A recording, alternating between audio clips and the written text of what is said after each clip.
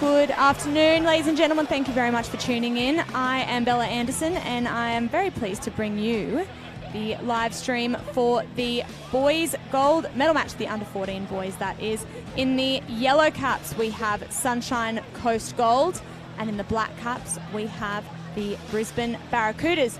While the fellas are just getting themselves sorted over there on the pontoon, we will get started very shortly.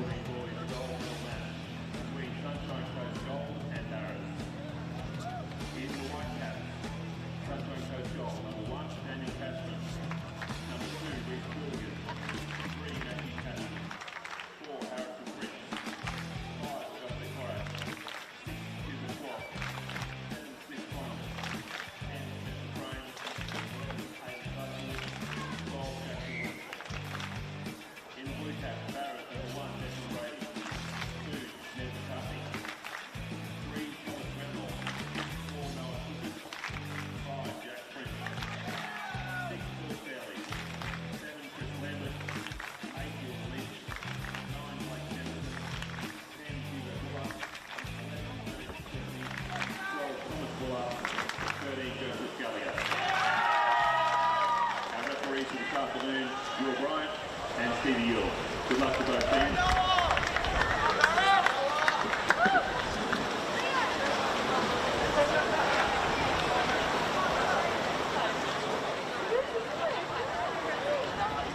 Thank you very much.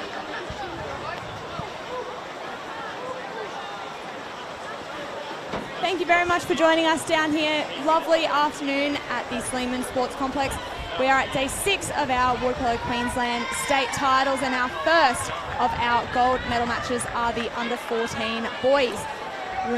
The Barracudas had a dominant win against the Gold Coast in their semi-final, whereas Sunshine Coast only just got the win over Polar Bears Ice, 7-5 to knock them into the bronze medal match. You can see here footage close up. The Sunshine Coast boys are just getting ready. Still Gribble giving them a little bit of a pep talk. All the boys are very excited. For some of them, this would be their first medal match here at the state titles. And now you can see the huddle forming for the Brisbane Barracudas. Will Downs is the coach extraordinaire for the Barras boys. They've been undefeated the whole way through this competition, actually defeating Sunshine Coast in the rounds. So it'll be very interesting to see what they can do and how the Sunshine Coast fellas have improved over the week.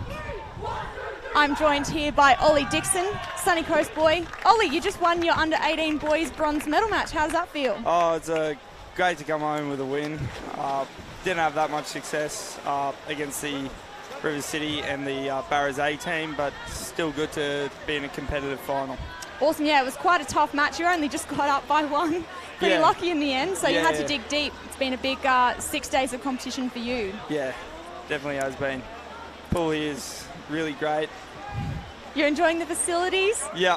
What do you think about playing in a 30-metre pool? Oh, it's a bit longer than I'd like, but yeah, it's good for the little boys to swim out the big boys. Good point. Well, thank you very much for joining me. Now, Ollie, you'll probably know a little bit more about this Sunshine Coast Gold team than me. Do you want to tell me a little bit about them? Well, they're a little bit of a smaller team than most of the other teams here, but they like to swim. They like to get up and down the pool, and they like outside shooting, so I expect to see that today. Okay, awesome. Well, we're underway, and Barras win the first swim-off of the match. It's a little bit windy down here, so be prepared to maybe see some flying cones off the side of the pool. Hopefully no tipping goals.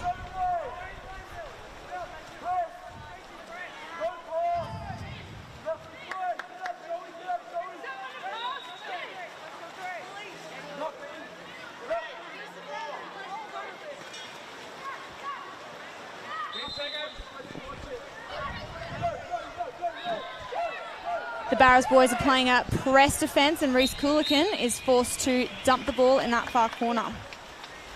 Who are the ones to watch out for in this Sunny Coast team? Probably number 12, Jackson. I can't say his last name. Jackson, number 12, yep. He likes to shoot outside. He trusts his own shot. Reese Coolican comes from the Coolican family, big Waterpolo family there. He's got a lot of knowledge for a young man, and I expect to see him use that like he did just before jumping the ball. Smart play. Yep. Now with these, we just had change of possession there. The Barras number 5, Jack French. Now Jack French is, I believe, has come up from Cronulla, and he played in the under-16 competition last year, and what a pickup. Just a nice shot from outside for Jack French. Yeah, definitely danger man for Barras this game. One to watch. Some other fellas to watch out for. Number 2, Ned McCartney. Yep. He's always around the pool. Whenever you see the ball somewhere, Ned is always there. Same with James Stephanie and Joey Gallagher, 11 and 13. We will be seeing them very shortly, partway through this partway through this first quarter. We actually have the participation rule. Ooh. Another one. Who's that? Number 3, Thomas Bretnell. He sneaks one past. Sneaks one past Daniel Cashman in goals. Look, the Sunny Coast boys really dug deep in their semi-final to come out with take the win over Polar Bears, because they were the favourites. Yeah, it would have been a hard game for them. They had the danger man up. Sorry, I just had a mind blank up. Number 9 from Polar Bears. Josh Isles. Yeah, Josh Isles. He's a big danger man there, and they did well to shut him down. And I think that gained momentum for them during the game. Yeah. So now Josh Isles is actually a Sunny Coast boy as well, but he is playing for Polar Bears. So I guess the Sunny Coast fellas could work out his tactics, and they knew how to shut him down. So I guess that's how. Yeah. Well, Steele Gribble employed great tactics against him. It was really well played by Steele. He played certain players like Reese Coolican, who's a lockdown defender for his age, and got him frustrated early, and then really well played by Reese to execute that. Yeah, nice. So for those of you at home, partway through the first quarter and the second quarter, each of the bench players has to sub in for the players in the field. So it's a full bench swap. It's a participation rule as part of Waterpolo Australia's policy to ensure that everybody gets time in the water. And I think that this rule actually forces a really well-rounded team, because you're forced to play all your players. Yeah, it's definitely in a final. It's not as such who has the big star, because it's like we're seeing now with Barras, they're up 2-0, but if you don't have much depth in your side, then you can get exposed in that late quarter. Yeah, absolutely. Good work there by the Sunny Coast centre back, putting a lot of pressure there on Ned McCartney.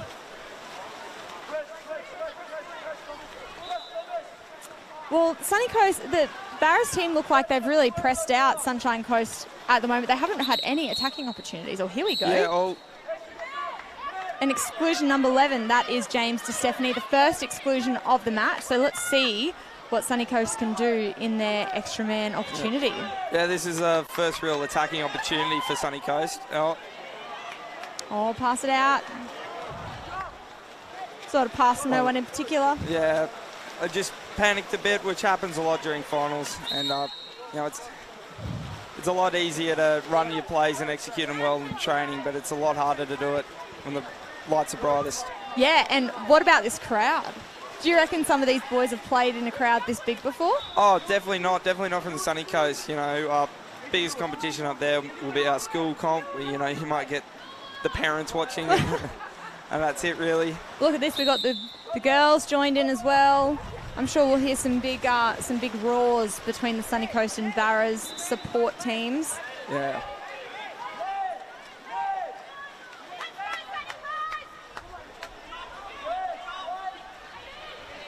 Aiden out top with the ball. He tries to go for August Korak. Oh, he sits up from outside. Great save. August had a great game earlier today in the semi-final against Polar Bears. I think he bagged 3 in the end.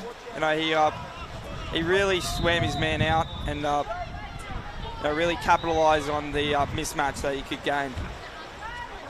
Well, we'll see if he can handle the pressure in this gold medal match. Really good steal. There's your man, Reese Coolican. Yep. Again, big high IQ play. Ball under there. Lucky ball there. Now, there's not much time left in this first quarter. We'll have about an attack and a half remaining. Dan's struggling to get the ball out. Well, that's what we were talking about, that Barra's, nice press defence that they've been playing. Yeah. They haven't had too many goals scored against them, Barras, and as we mentioned earlier, this Sunny Coast team actually went down to Barras by quite a few goals in the rounds. Oh, really? So it'll be a lot of pressure on these Sunny Coast boys to try and come back. Yeah. Well, especially after their big semi-final win over the Polar Bears. So yeah. We go to quarter time. Barracudas are up 2-0, but there is still plenty of time left in this game. We will leave you to the quarter break, and we will be back in a moment.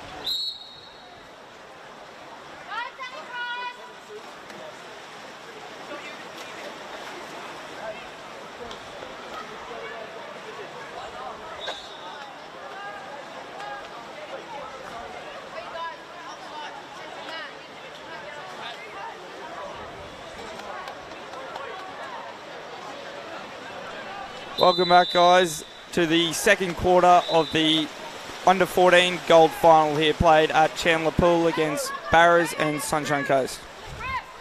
Barras came out strong in the first quarter, scoring 2 goals early on, and Sunny Coast failed to come back.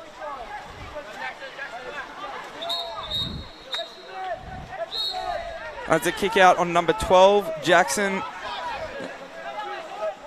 Barras looking to utilise this attack.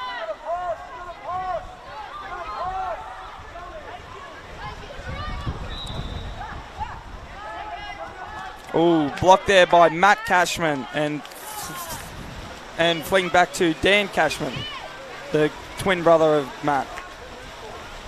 Jackson back in the pool, swimming the ball up.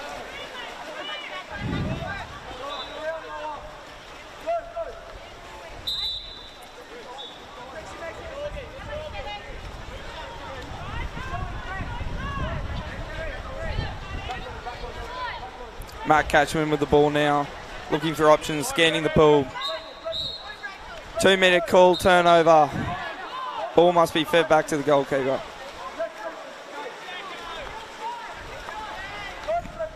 Counter-attack with Frenchie, the Cronulla import. Gunning up the pool. Oh, hits the crossbar there and then fed back by Matt to Dan. Jackson now swimming the ball up.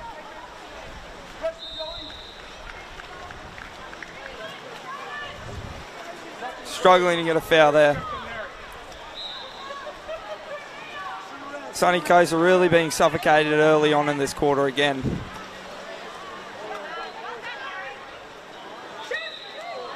A 2-metre, good shot there, good save.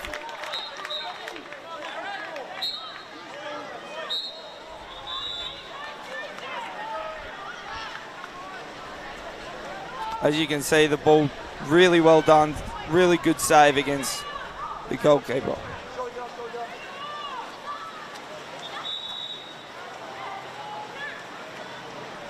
Struggling to get a foul there. Still struggling. He's lost the ball. Oh well. Barra's gaining the ball, getting the foul there. Number 7, getting kicked out for Sunny Coast. Timeout called.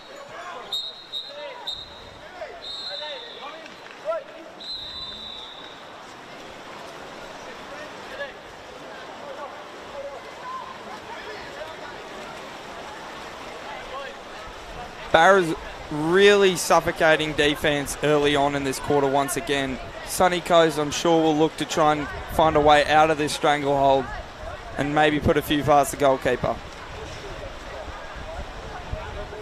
The coaches for these games, Steele Gribble and Will Downs, Steele Gribble for Sunshine Coast, Will Downs and Noah Bright for the Barracudas. Both coaches are Australian representatives for both sides and have a wealth of knowledge here that they're looking to implement.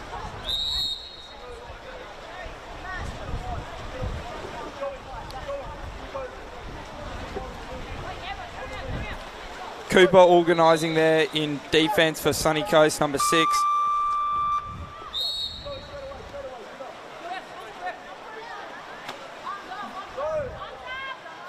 A different extra man approach taken by Barras, starting with everyone out and then driving in.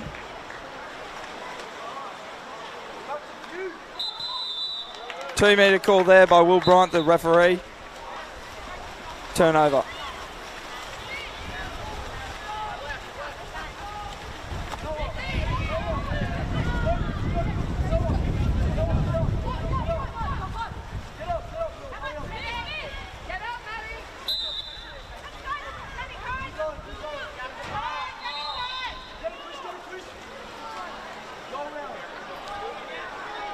Jackson, the danger man for Sunny Coast, looking for options. Gives it in the centre forward.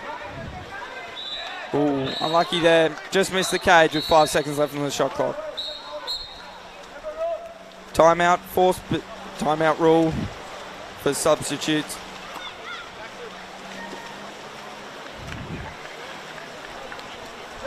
Fortunately for Sunny Coast, they have 3 on the bench, so they only have to take 3 off the field during this period, which, you know, means they can utilise and keep good players on the field and fix any problems they need to.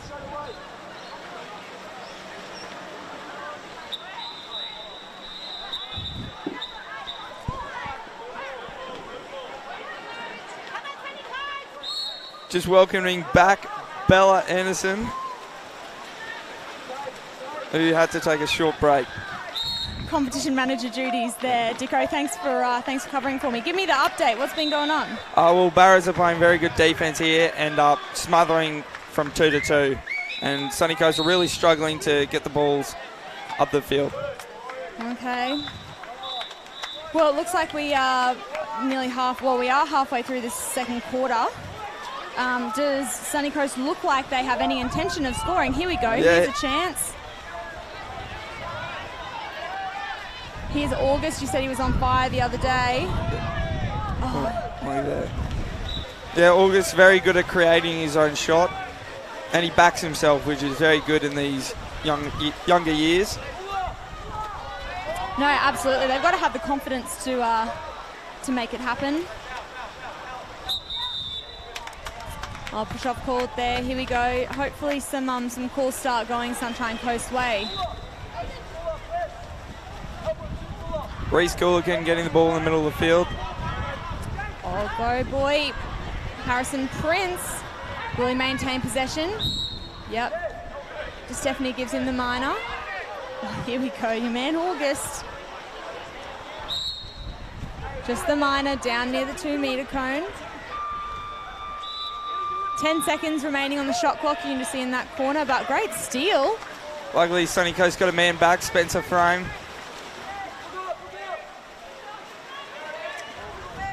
Trying to find some passing options here. Good covered defence by Sunny Coast. Reese Coolican only giving the minor away there. Yeah, you've got to give those minor fouls on that 2-metre. Stop them from scoring. Oh, great shot. Tom Buller. Yep.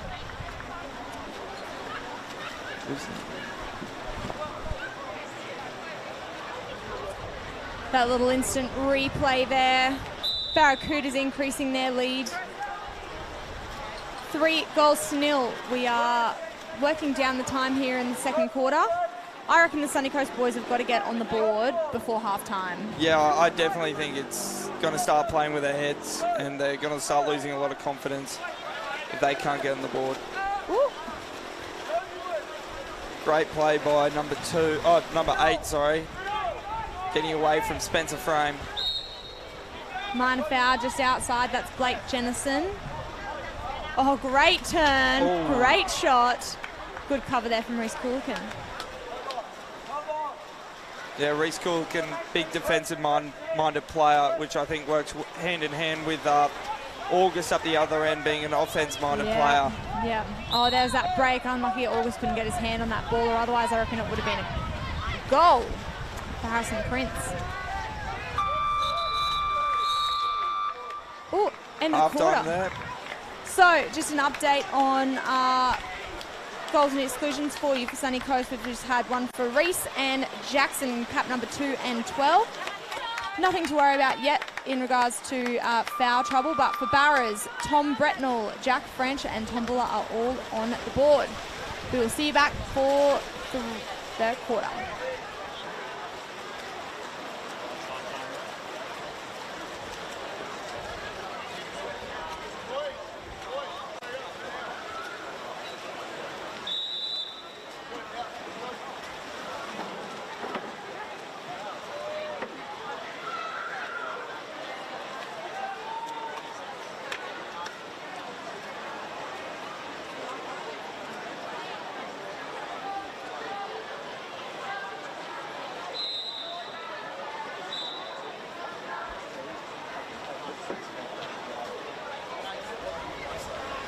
So we can't swim towards the goal. You have to pass it out to the goal.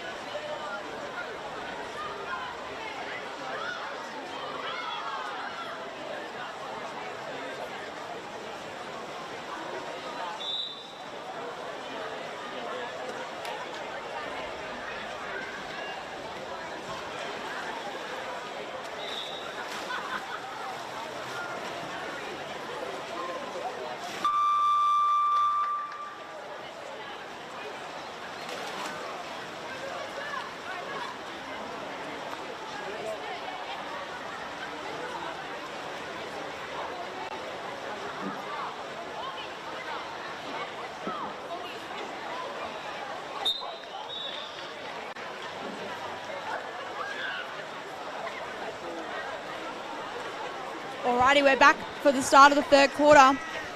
We saw some close-up shots of the coach's team talks. What do you think Coach Steele Gribble would have been telling his boys? I think he would have told them to keep positive and keep moving, trying to get away from the suffocating Barras defence. That press defence really is suffocating the Sunny Coast boys.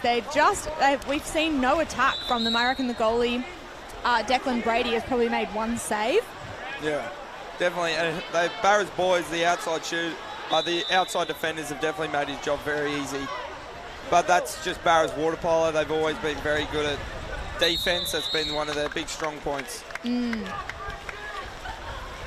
Well, we saw the Barracudas take away the under-16 boys gold medal last week, and they had nearly kept River City to a 0 score, kept them to 0. But here we go. Oh, Harrison Prince finding himself a little bit of an opportunity there. That's positive for the start of the third quarter. That's definitely positive. Making the goal, the keeper do something, might have caught him off guard, but lucky for Barras he didn't. He was all ready for that.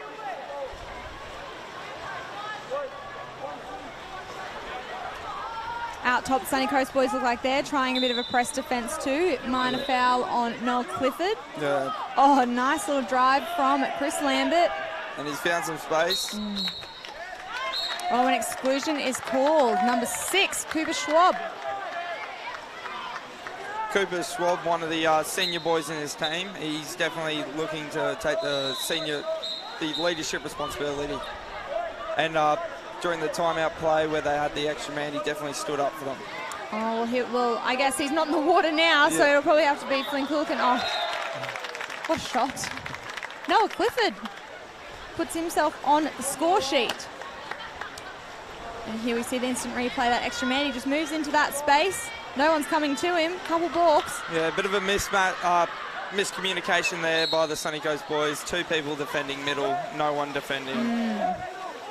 No one defending Noah, and he moves in straight and scores. Oh, that's just a minor foul.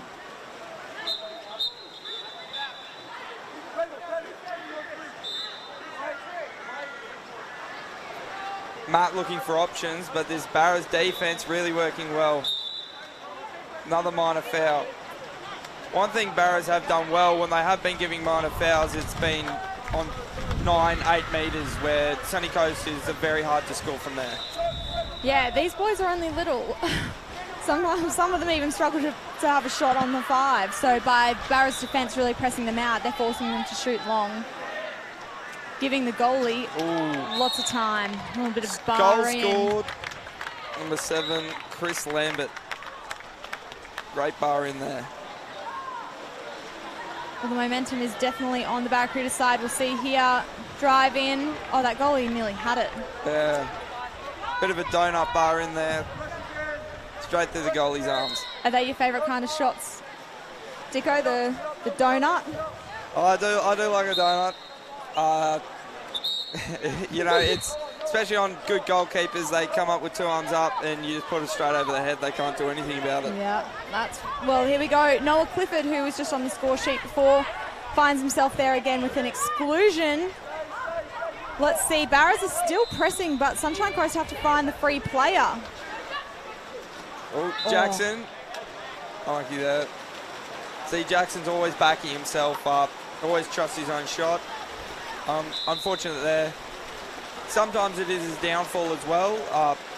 You know, not passing when he should, but usually he makes the right option.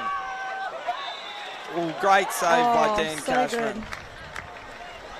Yeah, there's a lot of factors to think about because, I mean, you might be sitting right in front of goals, but you've got to take a quick look and see if any of your other teammates are in a better position to score.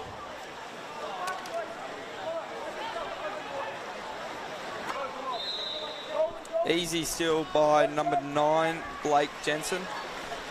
Barras their defense has just been exceptional today, and it's one of the high-risk defenses there where, because they're pressing them so far out, it's hard to then help if someone gets away and help and cover, but it's working well here. Oh, Reese trying to go for the steal. Stephanie will take the minor. Take a bit too long, so he finds a teammate to offload to. Oh, ball in centre. Oh, back end there. Barras have the opportunity today to win under 14s, 16s and 18s later on if they get the win against River City. Oh, that's right. That's right. For those of you at home, yeah, the Barras boys did take away the under 16 boys championship, and that was on Sunday afternoon. This is the last of our 6-day state titles, but plenty of action left to happen, and here we go. Decides to pick it up for a quick shot. Ewan Lynch. That's Ewan's first goal today. Quick picked it up, back of the net. Yeah, he didn't really have time to look. Oh, beautiful outlet pass from the goalie. He didn't really look behind him to see where his defenders were, but instead kept the ball up in front of his face. Shot it under the arm. Goal. A couple of pairs of fresh legs coming in for Barras by the looks of it. Yeah, I think now with the Sunny Coast boys bench really coming into play now, because they only have 3 versus Barras, 6 by the looks of it. You know, it's really hard for Sunny Coast late in games to stay energised and stay focused. when you can only sub half the starting lineup off. I need to see that one on the instant replay. Fantastic. Sunshine Coast Gold are on the board. Could they mount a comeback? I don't know. Great goal by Smith Connors. Oh, that would have been easy just to take the minor foul there, but instead he held on to possession. Yeah. Made sure he followed through on his shot. And that's something Sunny Coast haven't been doing to this game well. They are sort of just taking the foul, looking for kickouts, and because Barras have been so good in defence, they haven't been giving them anything. I'm sure Steele would be down the bench just telling them they're better off going for goals. And gold. Yeah. Here we go. Oh, no, it's an exclusion on Sunny Coast. Matthew Cashman. Now, are Dan and Matt related? Yes. Brothers, they twins? Yep. We picked them both up out of our school comp. We said, "I'll come down to a training session, see how you like it." And they loved it, so they are playing for the Sunny Coast A team now. Here we go. Oh, great save by Dan. Beautiful save.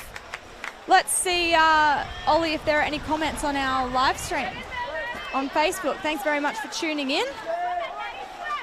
Make sure you let us know where you're listening from or who you're supporting, and we'll give you a little bit of a shout out. But in the meantime, August. Oh, nice pass. Oh, he just hadn't have himself in the right position. He was just shooting front on, not enough power. Yeah, a bit of a push shot there from Cooper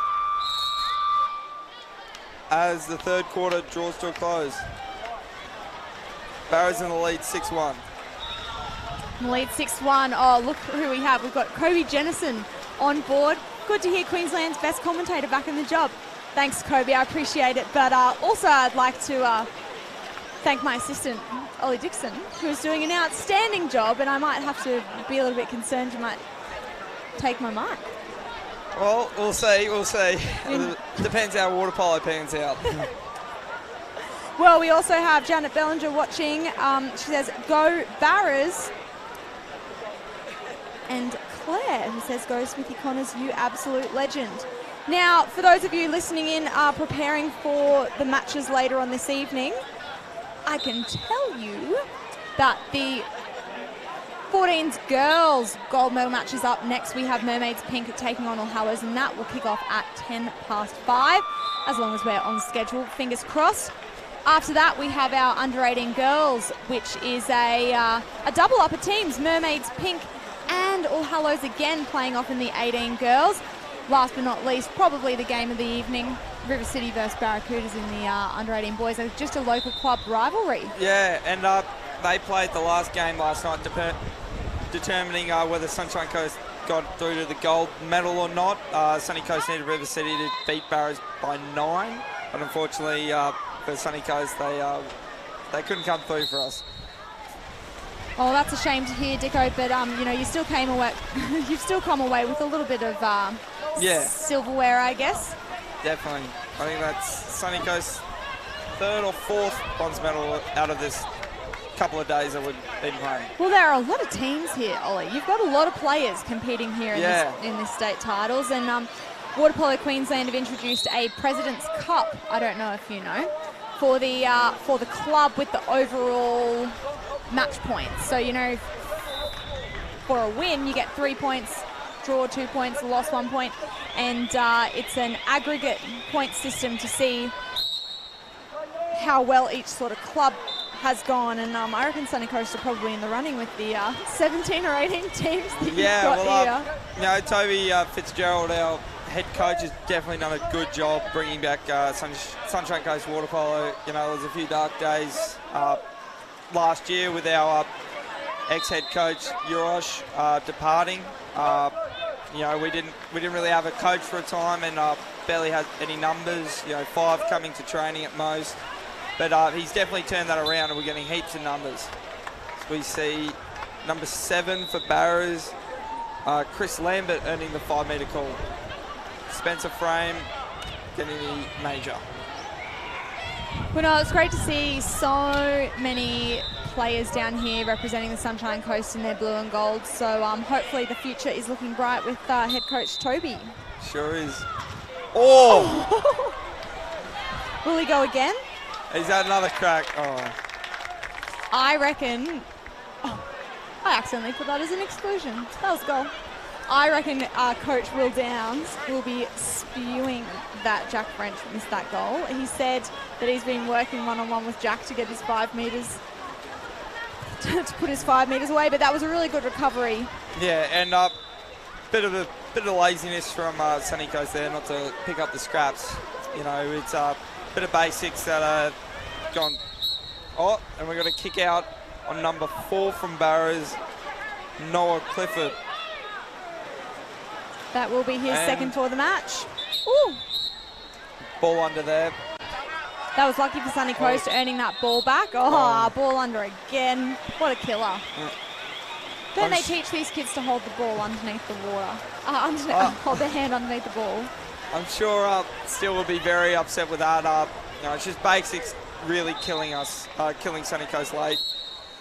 And I'm sure they'll be addressed after the game. French looking for something. Oh. What a save. Did that go to the... I reckon Dan tipped that. Great vision from Frenchie not to take the shot himself, but look at number 3, Thomas Brentnell. And that was just a great save, great play, great save. Here we go. We'll see the instant replay there. Oh. Arms fantastic. stretched. I don't reckon he could have gotten any further out of the water. He was full stretch. You can see that. You can see our crowd in the background. We've got a mix of people in that back grandstand, but it's full. Yeah, it's good to see. Waterpolo, not the most popular sport in Australia, but it's definitely building, I feel. And hopefully we can get some more televised games, especially in the AWL. Yeah, how cool is this that we can live stream these matches for you guys wherever you are watching from. I know Bruce said that he was up here watching the games live, but he's now in Sydney for work, and so he's watching them from his hotel room. So thanks for joining in, Bruce. And these live streams are also great for coaches after the game. Instead of getting someone to film, they can just watch, you know, be in the moment, and then after the game watch the live stream, and with these great camera angles see all different angles of what went wrong and what went right. Yeah, there's always things to improve on here, even after the gold medal match. So it looks like, who made that timeout call? I believe it's Steele Gribble from Sunny Coast. He probably just wants to, you know, go through the, get out everything, all the heebie-jeebies out of the system. Just get him to calm down. They've got, 2 minutes and 30 seconds left on the clock. Just enjoy this gold medal match, because for most of these boys, it'll be their first ever gold medal and gold medal match. And, you know, it'll just be telling them to now enjoy it.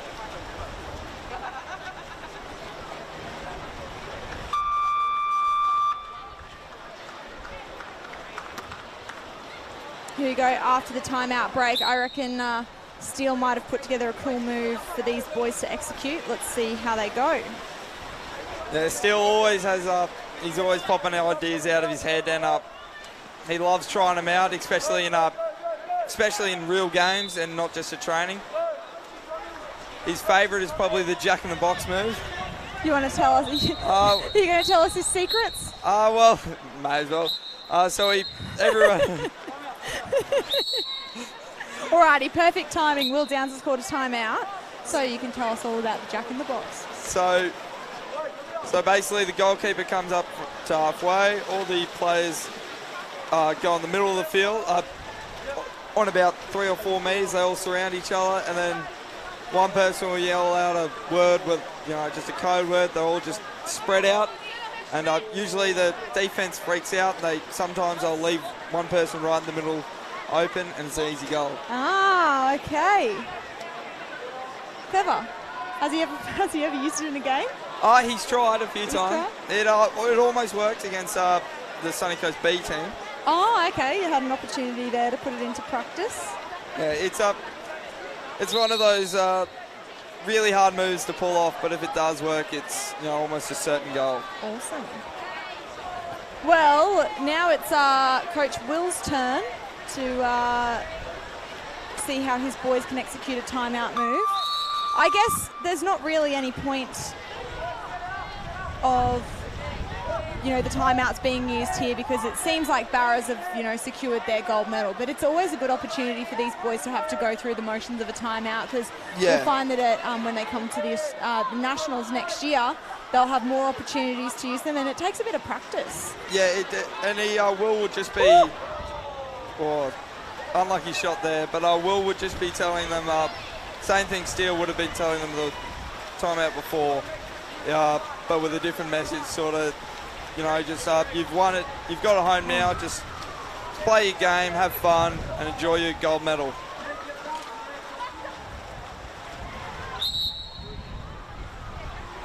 Here we go. You can see there 1 minute 20 remaining on the game clock.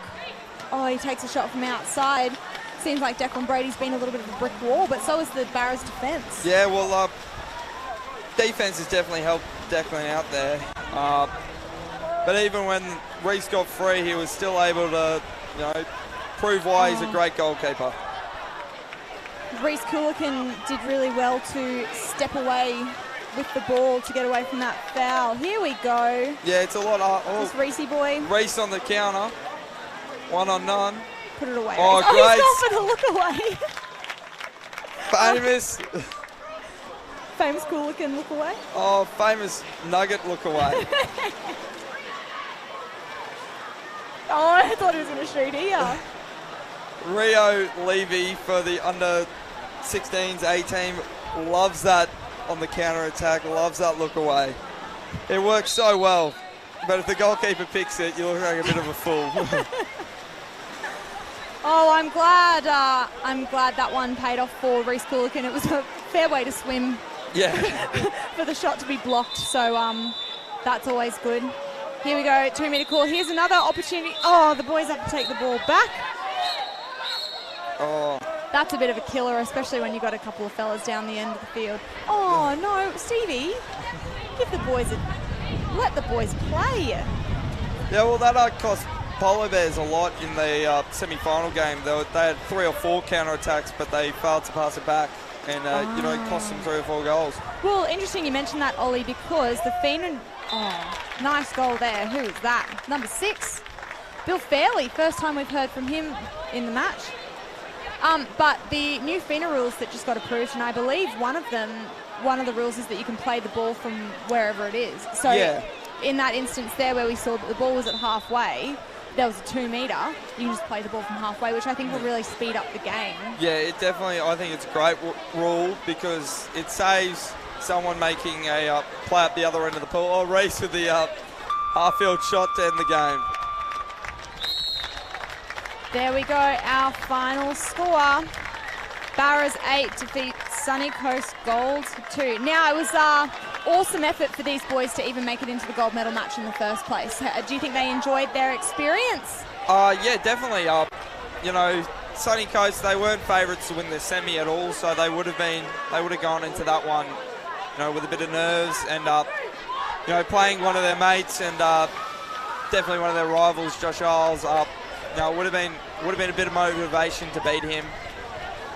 But I think they'll have a big learning experience in that final there, and I don't think they've played a defence like Barras, and especially at this age, and I think they'll take a lot out of that. Absolutely. Well, thank you very much for tuning in to the Under-14 Boys Gold Medal match. Barracudas have come away with the gold medal, defeating Sunshine Coast, still taking away a little bit of silverware. Now, stay tuned, because in the next 10 minutes, we will get our Under-14 girls match underway with Mermaids Pink taking on All Hallows. We'll see you soon.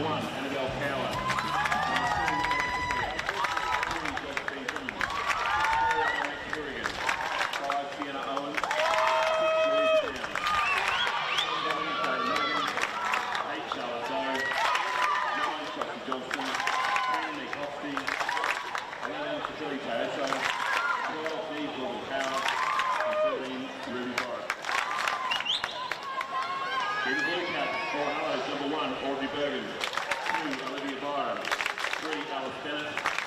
4, Imogen Wilkinson. 5, Grace Gallagher. 6, Bridget Spooner.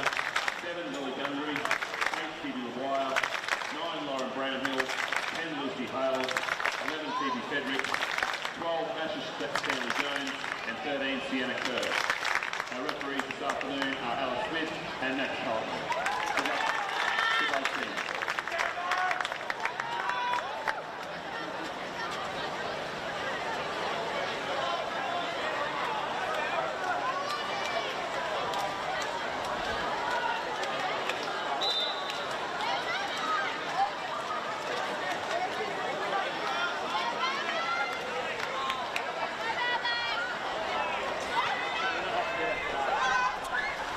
Good evening, ladies and gentlemen. You just saw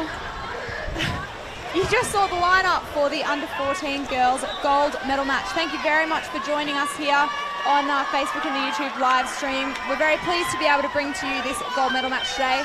I'm Bella Anderson and I'm joined by Ollie Dixon. Ollie, tell us who we have playing. We have All Hallows and Mermaids. Mermaids Pink. Now, we were just talking before we got on air that these teams have both only had 2 goals scored against them. So I think they'll be pretty evenly matched. Yeah, definitely. I think, was it Mermaids, I believe, first game of the tournament, 30-1 was the end score for that game. Well, yeah, and we've got some player stats for you. The highest goal scorer for the Mermaids girls is Louisa Downs. 28 goals in 5 matches. Do the math on that, Dicko. That's a lot of goals. Definitely. I think she crushed the under-23's highest goal scorer. I think it was Riley Townsend, who only got something like 19. Yes, that's exactly right. So these girls know how to score, and it's the same with the All Hallows team. Our top goal scorer for them is actually Phoebe Fredericks.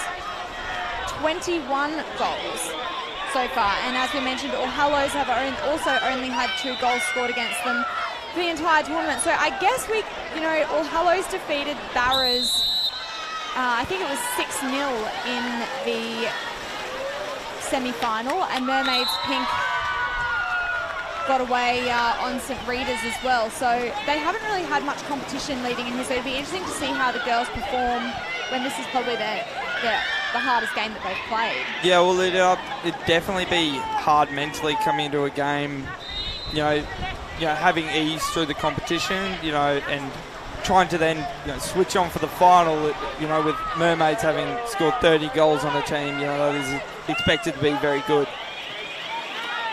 Long shot outside comes from Tafili, cap number 11. Phoebe Maguire offloads to Grace Gallagher. Phoebe Fredericks, that is your highest goal scorer for All Hallows, number 11, with a great steal from the Mermaids centre back. Crowd really getting into this one. Big support from All Hallows and Mermaids. Really wanting to get their younger girls over the line. Foul there for Fifi Crimmins. You can hear the wind. It's very windy down here at the Sleeman Sports Complex, but look at this beautiful outdoor facility we have here, Dicko. How good is this? It's great. It's a great pool to play in. It's a bit deeper it's a lot deeper on the other side of the pool, on the other side of that pontoon. But on this side, it's a bit shallower, which I'm sure the girls will appreciate pushing off the bottom. Well, I don't know if the girls actually push off the bottom. I think it might just be you. Oh, well. I saw you had to take a couple of moments in your bronze medal match to have a bit of a push off, regain your thoughts. First exclusion of the match. That is number 5, Grace Gallagher. First extra man opportunity here for Mermaids. Grace coming from a big Waterpolo family of the Gallaghers with Emily and Eloise. And Brianna. And I'm not sure if they're twins, but maybe younger brother Joey played in that last match for Barras. They're not twins, but so Joey's a couple of years younger. But yeah, we've seen a lot of them competing over the course of this competition. Ball goes into centre forward. That is Phoebe Maguire. Backhand. Well, you can see why she's scored 14 goals this comp. She's He knows how to shoot the ball, definitely. Here we go in centre forward. You can see that on the replay. Great reflex save there from Annie Cowan in goals. A lot of these Mermaids girls are members of the under-14 team that actually won golds at Club Nationals earlier this year. So they were young then, and I'm sure they'll be bringing that high-pressure kind of experience with them in this gold medal match at state titles. Yeah, well, this might give them the edge they need. Playing in a higher stakes game and knowing what to do in a final where some of the other girls will, might struggle with the extra pressure. Yeah, absolutely. Here we go, the clock's running down. We will have a participation timeout here, and you will see all of the players leaving the field and some fresh legs jumping in from the bench. With the participation rule, it's very tricky for the refs. Few times they've called it while other teams have been on counter-attacks, and coaches are definitely not like that. Appreciate that one bit. Yeah, look, it's really tricky because you want to make sure that you call it at the right time, but you obviously can't be advantaging or disadvantaging either team, and sometimes there might not actually be an opportunity until later on in the quarter for you to call it. So, but here we've got actual time, so it makes it a little bit easier here in the girls' gold medal match. Yes, definitely. Sienna Owen down on near the pontoon. She'll pass to Jada Milliken. Just a minor. All Hallows playing a very good defense, very similar to Barrows that we saw earlier today. Number 3 for Hallows has gone to the counter, Alice Bennett. Here we go, we need She's a all alone. Pass. Who's got the ball off? Struggling to get the ball there.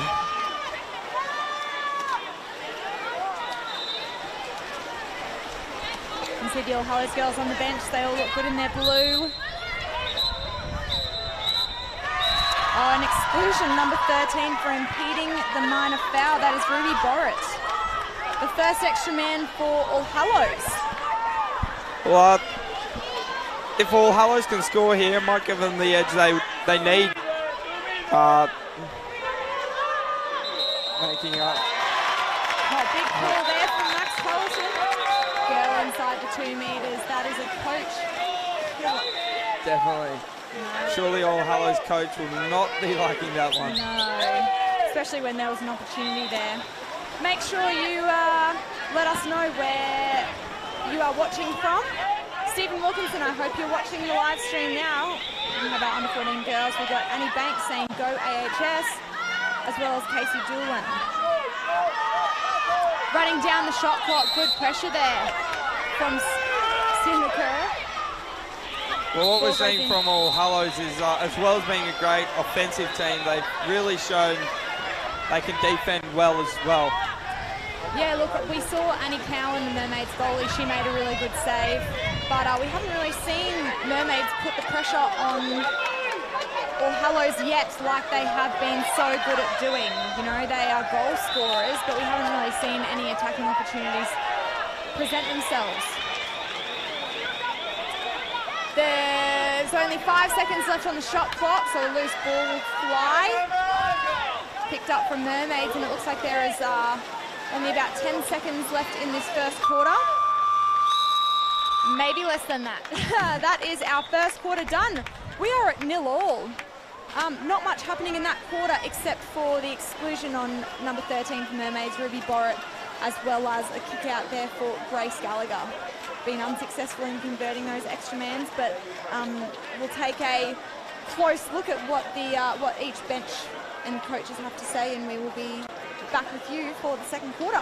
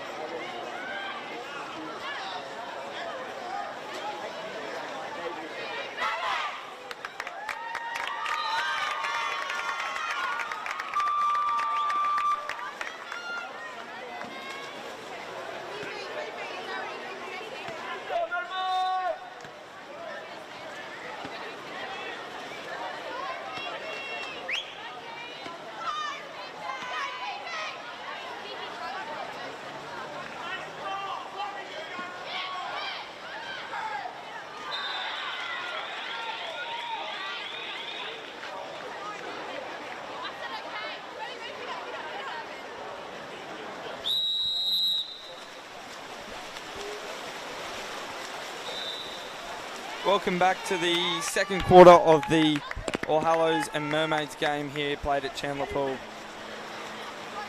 Mermaids winning the swim. Bella Anderson has unfortunately ducked out again and left me in charge. I'm not sure if that's the right move.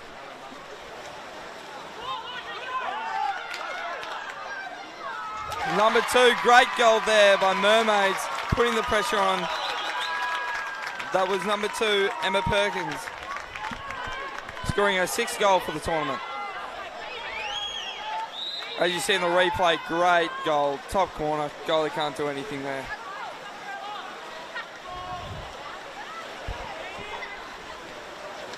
Oh, Mermaids really come out with a more intensity than All Hallows this quarter. Are really firing on a counter here with the ball, number 6, Louisa Downs. Great cross pass. Emma Perkins scoring her 2nd goal of the match, and that puts her on 7 goals for the tournament. Great play here, great vision. All Hallows calling a timeout here. Definitely need to discuss something. Something's gone wrong for the All Hallows girls. Yeah, wow. That tide's changed there a little bit. We will just actually make sure that that first goal was correct and that it did get awarded, because I just had a quick look on the scoreboard and there wasn't a goal there. So we'll make sure that we confirm that for you. But as you can see here, both coaches taking the opportunity. Christina Shearer, the All Hallows coach, is using her first time out of the match. Now, for those of you who don't know, that in the medal matches, each coach is allowed 2 timeouts at any stage during the game. So that gives them a chance to have a little quick chat, try and get things rebalanced. Yeah, we saw that nice goal there from Emma Pickering just before the timeout. So. Yeah, definitely great job by the coach to identify they've leaked 2 goals early, and she definitely wants to address that quickly. So let's see what they can come up with. These girls will be in the water for about another minute before the participation. Oh, there was something sneaky that happened just there. Phoebe Fredericks Great. will earn the exclusion. That is number 9, Chelsea Johnson, daughter of coach and assistant coach Nicola and Lance. I'm sure we've got quite a few Mermaid supporters watching online, so make sure you comment and let us know where you're watching from. But great goal. Number 9, Lauren Brownhill. Lauren Brownhill, what a shot. Another one of those times where there weren't too many defenders coming towards her, so she used the space. Cannon, top left. Cannon. Oh, wow, well. Oh, an exclusion called. That is on the goal scorer, Max Culloden, giving the kick out. Giving the kick out there on Lauren Brownhill. Here we go. This is the Mermaids' second extra man opportunity.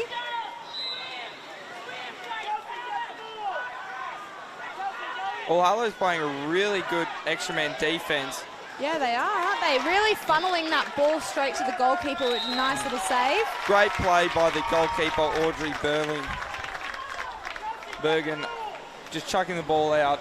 Safer play than trying to remain the ball and let a goal in. Here we go, Louisa Downs, the rocket left-hander. Great space created by number 3, Alice Bennett. Oh, number 2 for the Mermaids, scoring a hat-trick. Emma Perkins. She didn't score that many during the round games here, but she's definitely lighting it up early in this stage. She is. This is the difference at the moment between All Hallows and Mermaids, is that aggressive drive towards the goal and wanting to score goals. Like, you know, that's 3 now for Emma Pickering.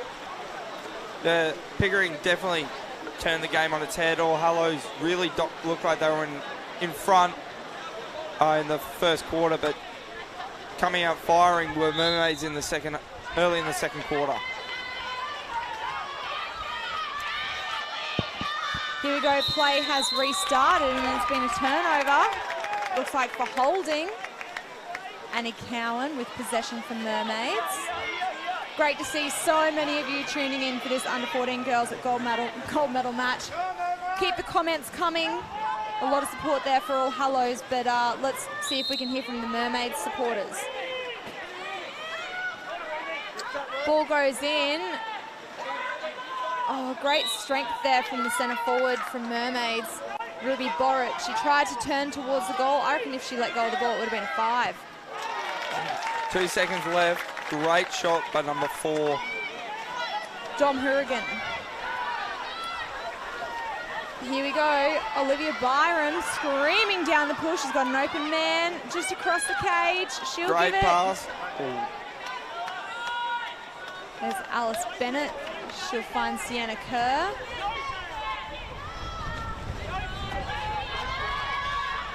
Oh, a bit of a fight for the ball. Who's going to get there? It is at number 5, little pocket rocket, Sienna Owen.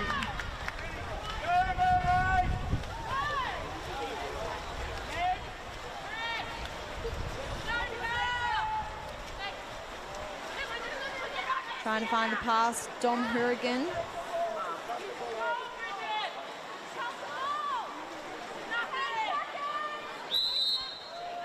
Minor foul, Meg Hofstedt.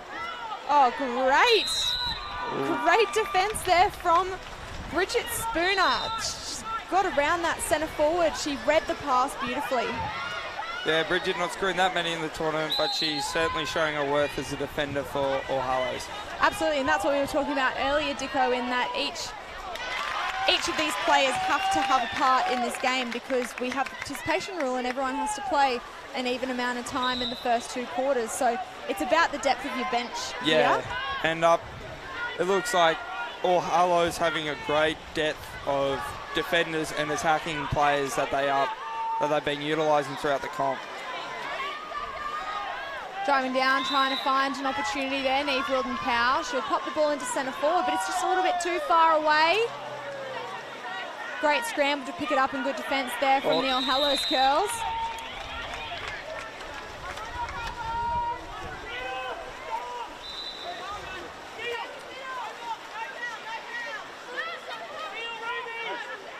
Clock winding down on the first half. Yeah, All Hallows looking to get one final goal before the end. Big drive by number 2 from All Hallows, Olivia Byram. Here she goes, she'll pick it up. Annie Cowan is so strong in goals, and the Mermaids defence are really helping her, funneling the ball straight to her. Well, as a goalkeeper, she's scored 2 goals for the tournament. She's a bit of a weapon, Annie Cowan. She can play in goals, she can be in the field. Showing a bit of, showing her knowledge there, running down the clock, and then giving the smart pass.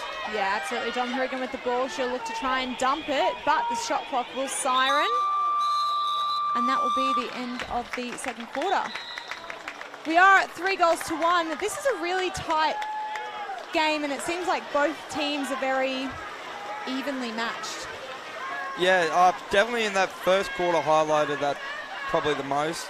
The second quarter, number 2, Emma Perking, definitely lighting up from all over the spot. You know, definitely giving the Mermaids a lead that we didn't expect. Yeah, we knew that they would come out firing, but it seems like the defence has really shaped this game. Both teams are playing a nice tight defence and really not allowing each other to score goals. It's only these opportunities that you've got to have precision passing for that are allowing these goals to happen. So we've just got a close-up there of Coach Christina Shearer with her 14s girls. She'll be giving them a bit of advice and belief that they can do this. I know that throughout the round games, they have scored probably 100 goals over the last 5 matches. So everyone knows that they can score. It'll just be about getting their heads into the game. Yeah, All Hallows need to figure out a way to break down that Mermaids defence that they came out firing and came out really strong with in the second quarter. And it took the All Hallows girls by surprise, I think. Absolutely, the Mermaids are diving in. Ready for a big third quarter. All Hallows need to really get on the front foot here. They need to score early.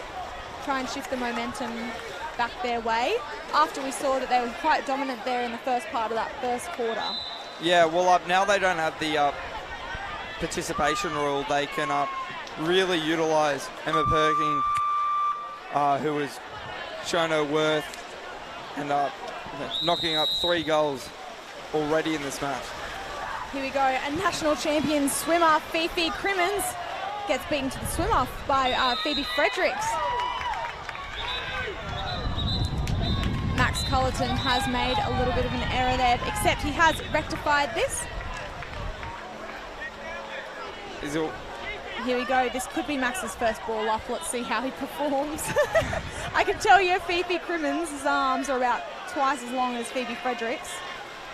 Well, the referee, Max Cullerton, certainly has some long limbs on him. In goals himself, doesn't he? Yeah, being goalie for the Cougars team in their bronze medal match earlier today. He is a bit of a brick wall in case it's tough to get a shot past him. Yeah, it definitely is. But Sunny Coast managed to do that a few times today, and he definitely backs himself in goals, and he's a real competitor, so he wants to win. Absolutely. Phoebe Maguire, really nice turn there from Louisa Downs, facing up on the goals. Phoebe Maguire will earn the exclusion. You can hear the wind down there. You can even see the ripples in the water. Some nice passing there from Mermaids girls. Chelsea Johnson, will she take the shot? She will. Just hits the crossbar and it will bounce out.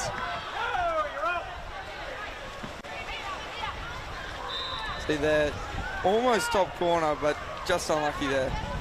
Unlucky there, but good to see the Mermaids are taking their attacking opportunities. It always is a bit of a coach killer when you've got this extra man chance and you can't even get a shot away.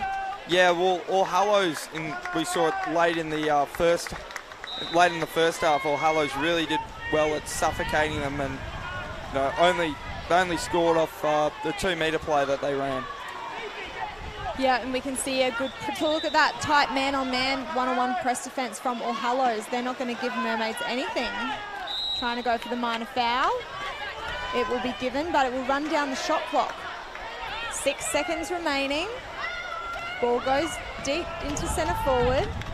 They're looking for Emma Pickering. They know that she's on fire. Yeah. If I was the coach for Mermaids, I'd just keep feeding. Tell the girls to keep feeding her the ball. She's on fire today. Yeah, but it was really good awareness from the All Hallows team as well, recognising that she was in a good position and dropping back on that defence. But here we go. Phoebe Fredericks charging towards the goal. Phoebe Crimmins will go for the steal. Pop the ball over. Here we go. Here's a chance. Good defence from Mermaids. Good scramble. Yeah, good scrambling defence from Mermaids. Here we go. A little bit of replay. Really nice drive there from Phoebe Fredericks. She tries to pop one cross cage, cross bar, and Chelsea Johnson's there to recover possession for Mermaids. Look at that. They're not giving them anything. Yeah, well, at this rate, they might have to just dump the ball or try and take a shot from halfway. There we go. 5, 4, 3. Bit of a falcon there off one of the All Hallows girls. They always come as a bit of a surprise. Phoebe Maguire, look at these long arms of Fifi Crimmins, the defender. Putting pressure on that. You can see 2 minutes 10 remaining in this third quarter. You can see the crowd in the background.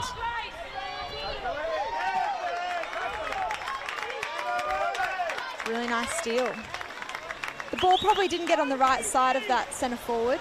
Yeah, definitely. I just think it's just been great defence from All Hallows. They had a bit of a wake-up call early in that second quarter, but they've really adjusted and they've really done well.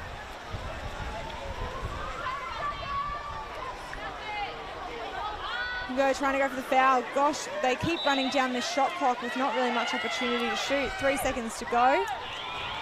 Both teams just suffocating defence. The coaches are going to need to come up with something at the quarter time break just to try and break that. And I guess it forces a real static play if everybody's pressed up on each other. There needs to be a lot of movement. We need to get some kick-outs. We need to get some extra man opportunities because I think that will be the only chance for them to score.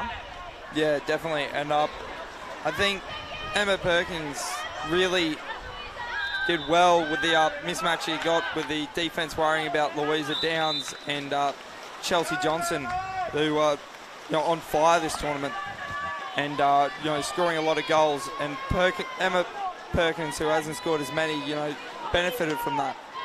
And we can see that she's really stepped up this match as the attacker. So Louisa Downs, she needs to back herself here, drive towards a goal. She can do it.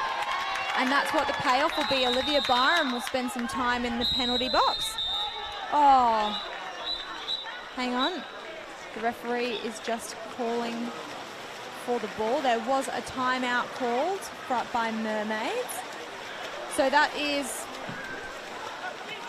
one timeout for each of the teams, which means they've got one more in their pocket later in the match. Yeah, well, with the clock winding down on this third quarter, I'd know Mermaids coach will be wanting them to convert this and go into the break with another goal up their sleeve. Yeah, absolutely. We've had 2 kickouts, I'm fairly sure, this quarter. No goals, and we've seen how quality the defence is in allowing the balls to be funneled straight to the goalie. So All Hallows are down. We are in an extra man situation here with Mermaids Pink having 6 attackers to All Hallows 5 defenders. So let's see, Dicko, what kind of situation we have here. Looks like they're going to press the top. It looks like a bit of a 3-on-3 setup. What? Oh. The same spot Chelsea Johnson's shot went just before. Good scramble. A bit of a strange defence there from All Hallows. Yeah, definitely. They were probably worried about the Dangerman, Louisa Downs. Danger female, sorry. Louisa Downs. And that's probably why they wanted to put an emphasis on pressing her out and leaving one of the other ones to shoot. Yeah, look, Dicko, you're probably right. So, that was a pretty good game plan set by Christina to try and counteract the Mermaids girls. Lauren Brownhill will opt for the minor foul, but good pick up from Fifi Crimmins. End of the third quarter. No goals. Well, both teams showing their worth as a defensive units, and if it wasn't for Emma Perkins, it would. Yeah, it would probably be a really different story. Yeah, she really managed to crack open the game here early in that second quarter, but both teams adjusting and realising she's got a hot hand and don't want her to get the ball anymore. Absolutely, we will let these coaches deliver their team talk, and we will see you back for the final quarter. Mermaids Pink are in the lead, 3 goals to 1 against All Hallows in this under 14 girls gold medal match. We'll see you soon.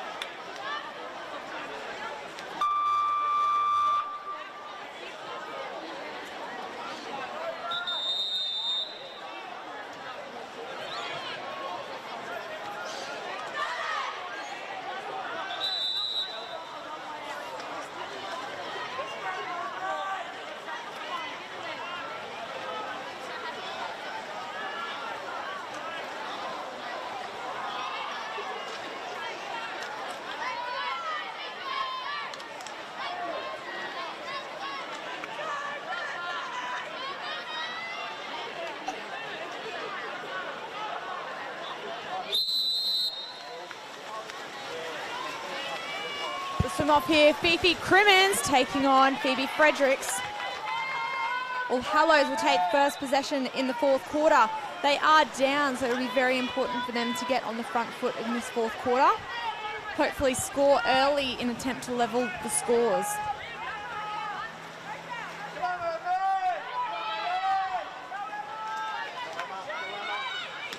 Oh, great shot, great save. That was a nice reflex save there from Annie Cowan. Make sure you let us know where you're watching from. It's great to see so many of you tuning in. Foul there, Fifi Crimmins. Oh, there's Emma Pickering. Oh, the ball just goes short. Great awareness there from Lauren Brownhill to see the ball goes in. Oh, that was our beautiful backhand from earlier. It's always nice to see those awesome shots. Gallagher will feed Fredericks. Takes the shot, just goes wide. Dicko or Hallows need to get on the front foot in this fourth quarter to try and shift momentum and get some goals on the board. Yeah, well, no, they definitely want to make a bit of a turnaround in the last quarter. But again, there's a reason why they call the third and fourth quarter the championship quarter, because it really decides the game. But it looks like here today, the second quarter for Mermaids has really benefited them. Pass gone a bit astray there. Picked up by Emma Pickering. Well, here we go. Louisa Downs driving into centre forward. She just needs to have a look. The attacking opportunity is gone there. She'll have to go long. A big drive here. Oh, it's got to go in. Fifi Crimmins. Great goal. Fifi Crimmins, one of our top goal scorers of the competition. That is 19 for her over the last 3 days. We can see that beautiful ball in. Great awareness from Fifi Crimmins, seeing the space and going for it. Yeah, well, great maturity for an under 14-year-old to see the space and drive in, especially with the clock winding down. Yeah, and especially the pressure that's been put on here in this gold medal situation. The Mermaids will want to be going back-to-back from their 14 states last year. Here we go, who's going to get possession? The ball get passed back to the goalkeeper, Annie Cowan, as Mermaids go and set up their attack.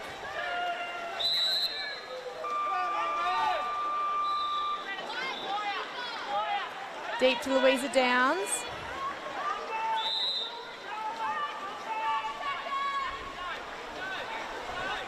She'll play the ball, tries to go wide, Lauren Brownhill.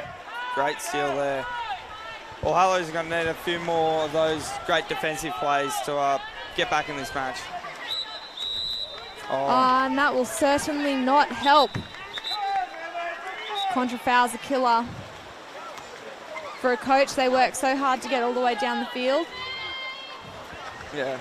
You'd know, wouldn't you, Dicko? Yeah. Especially in the 30-metre pool that these a lot of the players will play soon. It's when you turn around, you look how far the pool is. It's a long way back. It's a lot easier just to sit at the other end. Great steal. Helping defense there. Here you go, Phoebe Fredericks. She's got wheels on her. She'll find Phoebe Maguire. Keep going, turn towards the goal. Oh, what a shot. Great save by Mermaids goalkeeper. Yeah, she got a little fingertip to that to deflect it onto the post. Trying to go for the foul, Louisa Downs. Again, good help from All Hallows defence. Their laddering back's quite good. Yeah, definitely. All Hallows, and that's something that's quite difficult to master at the under 14 it's level. Hard to master at any age. It's a good skill that they've been obviously drilled into them at a young age, and it's benefiting here. No, absolutely. Here we go, a foul. Asher Stanley-Jones has possession. Good arms from Chelsea Johnson. Ball goes into Phoebe Fredericks. She'll try and get the minor foul outside 5. Or she'll look to go to her teammate. Oh, ball goes to centre forward. It needed to go to Phoebe Fredericks in that instance. Phoebe Maguire. He's 30 on the shot clock. Oh, well, that might be it here. With less than a minute remaining, All Hallows take a miracle to come back with a counter on number 6. Louisa Downs. The danger girl. Oh, she's got to look for the goal, Louisa. You can hear the wind down here. Got to keep the passes short, especially from the goalkeeper. Time out. Now, what do you think the purpose of a timeout would be here, Dicko, when the scores are at 4-1, there's about 35 seconds left on the clock? Why do you reckon Nicola has used her second timeout? She just probably wants to make sure that they don't leak in a goal that might ruin their celebrations a bit. 9 seconds left on the shot clock. She'll probably just tell them to use the full 9 seconds and give the other team the least amount of time possible to score another goal. Yeah, I reckon she'll be drilling in a defensive strategy too, because as you said, they don't really want to leak in that goal, and All Hallows could potentially have a full attacking opportunity to finish the game. I can imagine that Mermaids will be wanting to hold possession and see change over fresh legs, 6 on 6 off. Mermaids will take the ball. Here we go. Let's see what they can come up with. They might even try the jack in the box, do you reckon?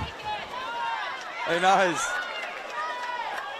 Oh, long arms, Phoebe Fredericks. Good to see number 11, Phoebe Fredericks, not giving up.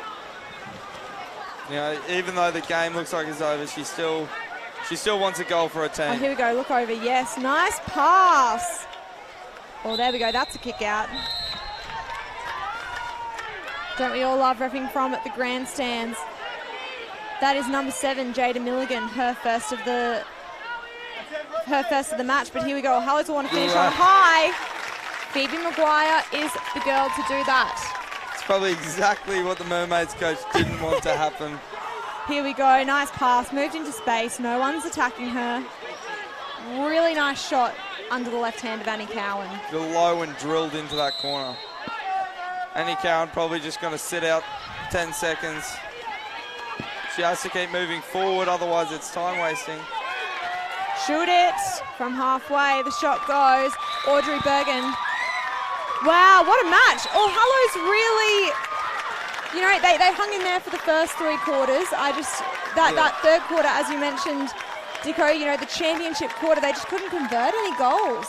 Yeah, and no, in the first quarter, they looked like they were on top, and they were the ones that were going to run away with it. But Emma Pickering, you know, turned the tables on them, and definitely is a big reason why Mermaids got the win there.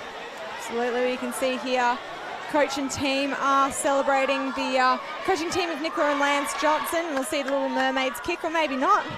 Here we go. Mermaids, woohoo!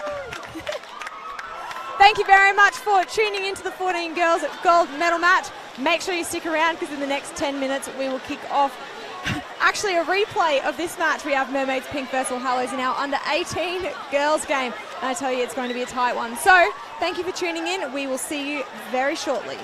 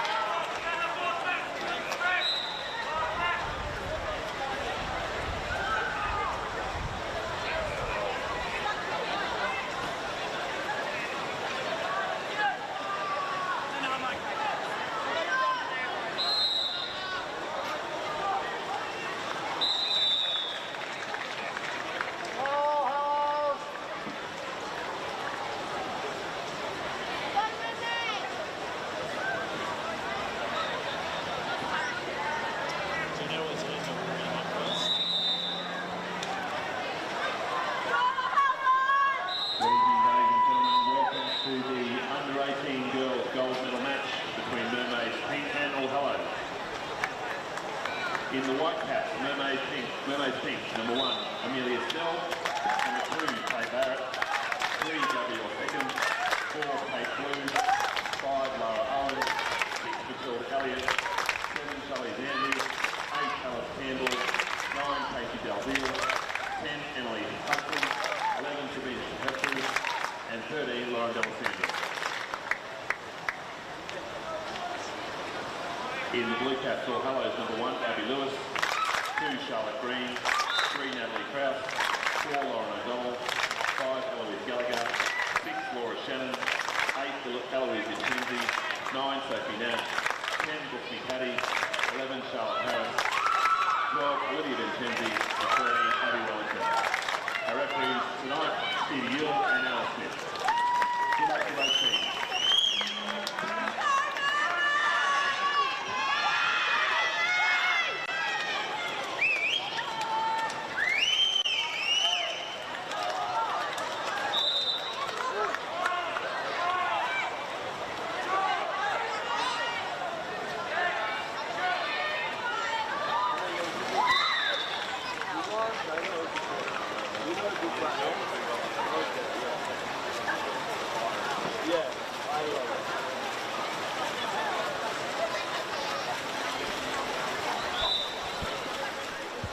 Ladies and gentlemen, thank you very much for tuning in here for this under-18 girls gold medal match here. A replay of the 14s. We've got Mermaids Pink taking on All Hallows. I'm here with Ollie Dixon. Thank you for joining me in the commentary box. Thanks for having me. Mermaids will, All Hallows will definitely like to get some revenge for the under 14s, who unfortunately went down in the match just earlier, going down 4-2. Yeah, and Mermaids Pink actually defeated All Hallows in the round games in this under 18s competition. So just for you guys at home, there were 7 teams in our under 18s competition. Each of these teams played each other once, and wherever they finished, they actually ended up playing in the final 4. So these teams did finish 1 and 2. Mermaids going through undefeated, and All Hallows, their only loss was to Mermaids. And you know, the score was 5-3. That happened yesterday afternoon. So we'll see if All Hallows can come up with a bit of a game plan to defend Mermaids Pink. Now, Dicko, tell me about some of the key players to watch in this Mermaids Pink team. Definitely Charlie Andrews, who scored 12 goals this tournament. Alice Campbell, who was just in the recent Born 02 Oz squad for the girls, and Casey, who was a Sunny Coast girl, but moved to Polo Bears, and then now she's at Mermaids, and she's just come back from an Oz tour recently. Yeah, so Chucky and Casey are both members of the Born 00 Australian squad, who were over in Europe for World Championships only a couple of months ago, and they've got a bit of experience on these All Hallows girls. So let's see what they can muster up. They've got speed, they've got size, they've got strength. This will be a pretty fast-paced game, I reckon. Oh yeah, definitely. And I'm sure Casey and Chucky know how to break down a game easily, and they probably will look to try and do this today. But they might be too class. But All Hallows have got Laura Shannon, who's also in the Born 02 Oz squad, and she'll look to bring her experience into the game. Absolutely. A couple of Born 02 girls in Abby Wellington, as well as Charlotte Harris and Eloise Gallagher and Olivia Vincenzi, both scoring 10 goals so far over the competition. So they are the ones to watch to put the ball in the back of the net. Do you think, we've just seen the Mermaids and All Hallows game from the 14s. Do you think that they'll be playing similar game plans? Oh, well, I believe so. They've, especially for the Mermaids, who have the exact same coach as they did for the 14s, but the All Hallows team has a different coach who's very experienced. He coaches the Boys Met West side in the schoolboys competition, and he'll probably bring a different game style that will look to be more aggressive, I believe. So do you, how can you see, as a male player yourself, how do you see the major differences between guys and girls polo? Well, girls are a lot more technically sound, and like they're very good at, you know, all the basics. They got all that down packed. Where the boys like to wrestle, they like to fight. No, it's more of a bloodbath than a actual water polo. Where a great way to describe it. And here we go, Olivia Vincenzi. nothing Unlucky, there. yeah, unlucky not to get anything away there. Good awareness by the goalie, Amelia Snell. She realised to come out, but it looks like Mermaids are in a bit of a sixth position where they've got an extra man down the an extra man down the field as Olivia Vincenzi comes back to cover. Outside shot coming from Lara Owen. Yeah, very risky there, having an extra man in counter-attack, because if you miss, it's a potential, like here, to go goal down if you miss. Yeah, absolutely, and because these girls are so quick, there can be a lot of consequences for not taking those opportunities. Laura Shannon getting kicked out there for Hallows. The first exclusion of the match and the first real chance for Mermaids this game. Casey Dalziel is trying to get her attack set, well as All Hallows trying to figure out what Mermaids are doing. Looks like a bit of a 4-2. She'll take a couple of pumps. Oh, I thought that went straight in the back of the net. I just heard the sound. I couldn't see it through our replay screen here, but we'll see it here. Casey takes a couple of balks off the hand shot from Lara Owen, just going on the outside of that net. Brooke McCaddy, Chucky Andrews will come and support in defence. Yeah, Charlotte Harris. Yeah, just the experience of Chucky there, knowing when to help. Quick to rush over, and then again quick to rush back to her man when the foul was given. She's got long arms, Chucky, so she doesn't need much time to get from A to B. We just saw there. Oh, offensive turnover there. A little bit of a pull around from Kate Blue. Now, some of these girls in the Mermaids team we saw playing in the under-16 state titles, where Mermaids again took out the win, and there is potential. We were talking about earlier, Dicko, where Barras could take out the three-peat of 14, 16s and 18s. Mermaids could do the same. Well, Mermaids have built Actually could do 12s, 14s, 16s and 18s. Could you believe it? Oh, well, Mermaids, I don't know. I don't know the history, but they could possibly be the first team to do that. Yeah. And with now all the competitions being around the same time and being at the same location, you know, it's been a lot better for the girls who don't have to train. Kick out on number 4 there. Kate Blue, Olivia Vincenzi. Oh no. Oh, that's Eloise Vincenzi. Both the Vincenzis are in the water, and they are serial repeat offenders of losing the cap. As we can see here, that's Eloise, cap number 8. Brooke McCaddy. Couple of pumps. Oh, wow. Great outside shot there from Olivia Vincenzi. It's almost picked up and put in the back of the net by Charlotte Green. You see here on that replay. She came around, and that was almost... I saw that line. Straight through top right corner. Right, Alice Campbell, she's been strong for the Mermaids girls. Oh, I forgot we didn't have to do the participation there. Oh, yeah. No goals here. A quick 5-minute quarter with only an exclusion on Laura Shannon for Hallows. Kate Blue kicked out for Mermaids, so each of them have one. Neither team was successful in converting their extra man, so we will let the coaches have their team talk, and we'll see you back for the second quarter.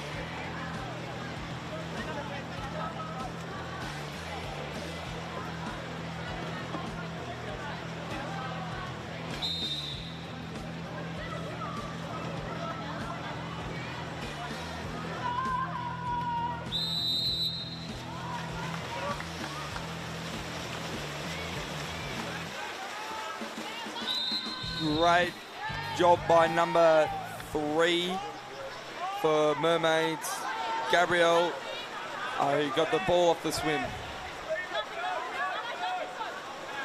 Sorry, now my mic's on. Lara Owen taking the swim off for the Mermaids girls, but a quick turnover from them by All Hallows.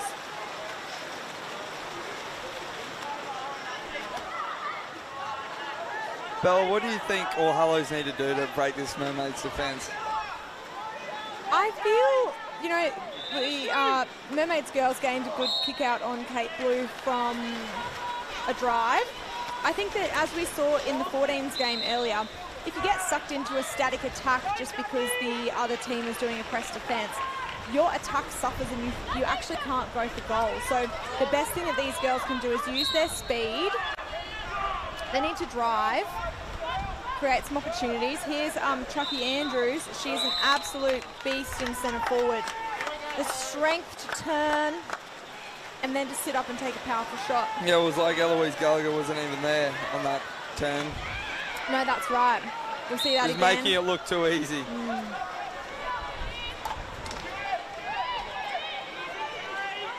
Sophie Nash will put one into the centre forward. Again, good awareness by the Mermaids girls. Make sure you let us know where you are tuning in from on the Facebook live stream. I'm very glad to have you here watching the under-18 girls gold medal match. And make sure you stay tuned because at 6:50 we will have our under-18 boys. A little bit of a rivalry there between River City and Barracudas. The wind is picking up here. You can probably hear through the mic and see the ripples in the water. We've had pretty good weather here at Chandler. Great facility. Great having this floating referee pontoons because as you can see, we've actually got the under-14 boys bronze medal match in the other field of play. Shot clock runs down, 5 seconds to go. Eloise Vincenzi will let one rip. Just goes shy of the cage.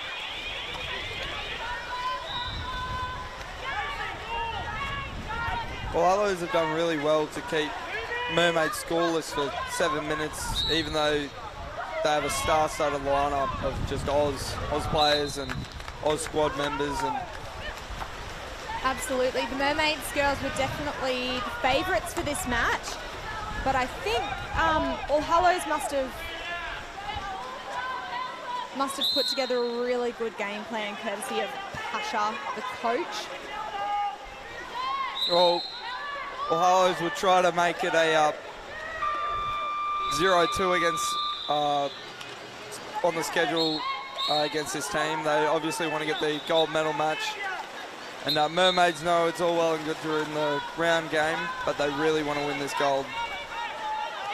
Absolutely. Who doesn't want to take home the gold? Alice Campbell will look to find Chucky Andrews. She'll take a couple of balls. Oh, Chucky Andrews gets the Mermaids girls on the ball. We need to see that replay again. A couple of balks and there is nothing stopping a bar down like that one. that was just pure power. She's got a great shot there, Chucky Andrews, after coming home from the Junior World Championships, representing Australia alongside teammate Casey Dalziel. One thing that this All Hallows team has is that they've been playing together for a long time. These girls have come through under 13s together, and they seem like a really good unit. Mermaids are a bit of a mix and mash of lots of different teams and people, so we'll see what holds up at the end of the game. Well, that's definitely a benefit of having a school team.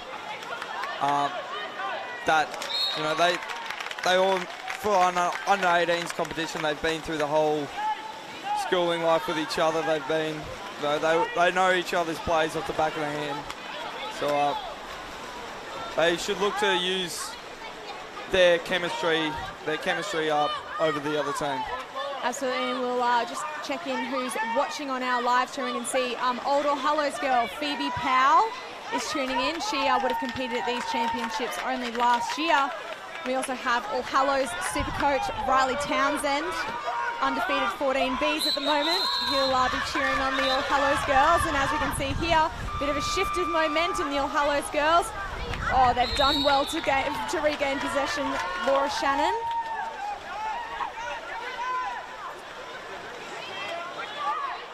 Struggling there in centre forward, and gains the kick out. Number 4, I believe. Kate Blue, that is her second of the match. She's in foul trouble. And that's going to be a... Mermaids coach still hasn't decided to take her off just yet. She trusts that she won't get rolled for the match.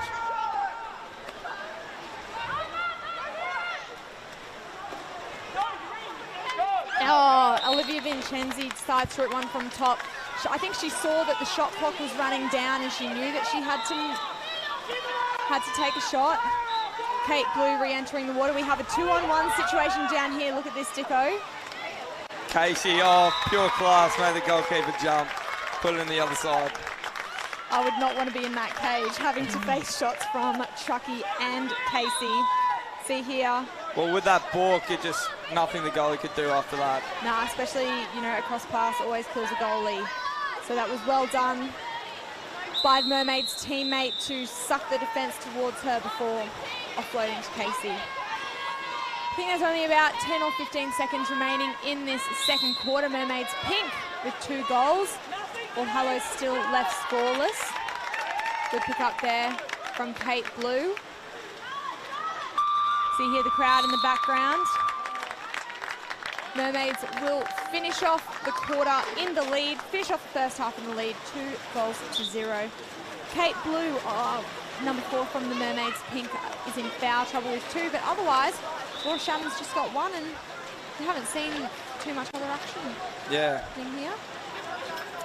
We will look forward to seeing what teams can bring in the second half, and we will see you then.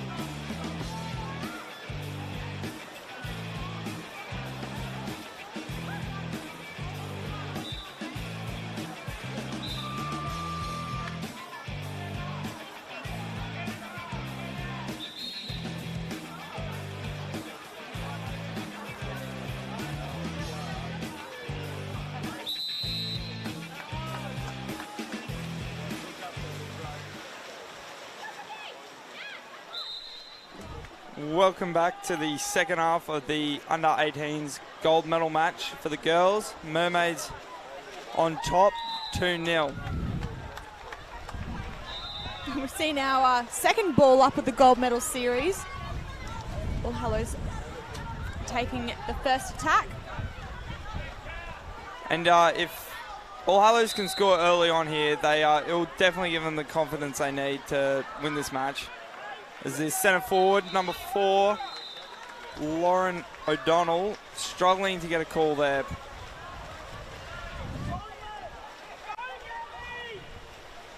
Oh, there we go. Alice does well to keep the ball in her hand, but really good job from Laura Shannon. Double teaming in defence there. There's still a bit of time left in this match. Eloise Vincenzi is one left-handed weapon. They need to get an extra man here, and they need to get Eloise down on the wing. That is her signature shot. Her sister, Olivia Vincenzi, at the top. Eloise will try and go for the minor on about 8 metres. Olivia and Eloise Gallagher are the leading goal scorers for this All Hallows team on 10 each. As we can see, corner there, Laura Shannon got the ball, passing up to your girl. Eloise Vincenzi, there we go. There's the minor foul on top that Olivia was waiting for. Oh, she shot it. Good ball down there. I think she felt like she waited too long to... Too long to shoot, that's what these... Ooh, ooh, ooh. Kick out. The extra man you were calling for. Oh, that wasn't Alice Campbell. That is Lara Owen. Lara Owen with kick out. Here we go. I want the ball to go to Eloise Vincenzi on the left wing. It looks like they're bringing her on. Here we go. Chenzi to Chenzi. Oh! I couldn't have written it any better. Younger sister, older sister. And then cannoned into the bottom right. Let's see that one on replay. Rocking it around into a bit of a 3-3. Eloise, no hesitation there. She knew she was going to shoot it, and she knew she was going to rip it hard.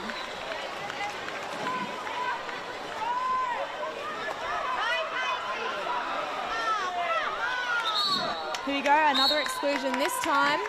On number 4. Lauren O'Donnell, her first of the match. How good is this footage that we're getting down here, Dicko? Great footage from the camera team here. I love getting this these sideline shots. A little bit different to the bird's eye view, but here we go. You can just see the fight in these girls. Great defensive play by All Hallows Laura Shannon. Laura Shannon.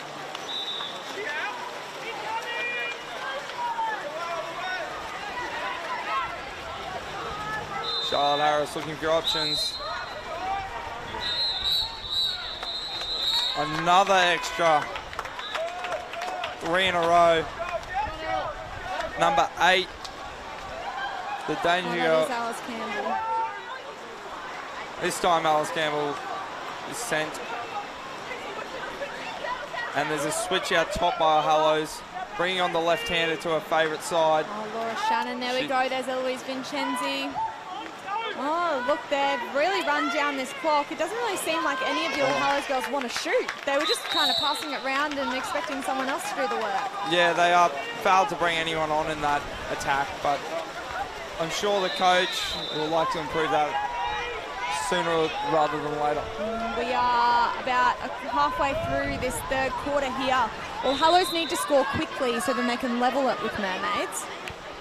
Yeah, well, definitely in the gold medal match with the penalties if the score remains tied at the end of the game. How good's a penalty shootout, Dicko? It's great. Oh. However, you'd think Mermaids would think they'd be more confident at penalty shootout with their star-studded lineup. Yeah, that's right. We saw that most of their, well, I guess the same for All Hallows. Their starting 6 have been in the water for most of the game. But to have, you know, 35 goals scored between 3 players, you know, that's a big chunk of the points scored across the tournament between Chucky, Alice and Casey. You know, Olivia Vincenzi and Eloise. You know who's been quiet this game? Eloise Gallagher. I don't think I've mentioned her name once. She needs to get in there and get involved. But looks like Mermaids have called their first time out of the match.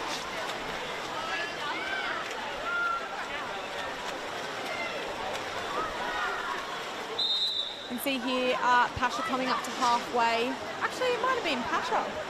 Well, he definitely would have wanted to call a timeout, considering that last extra man didn't go exactly to plan. Yeah, that's right. After a great extra man, an attack before. He'd definitely be asking the girls what happened in that switch after that goal scored.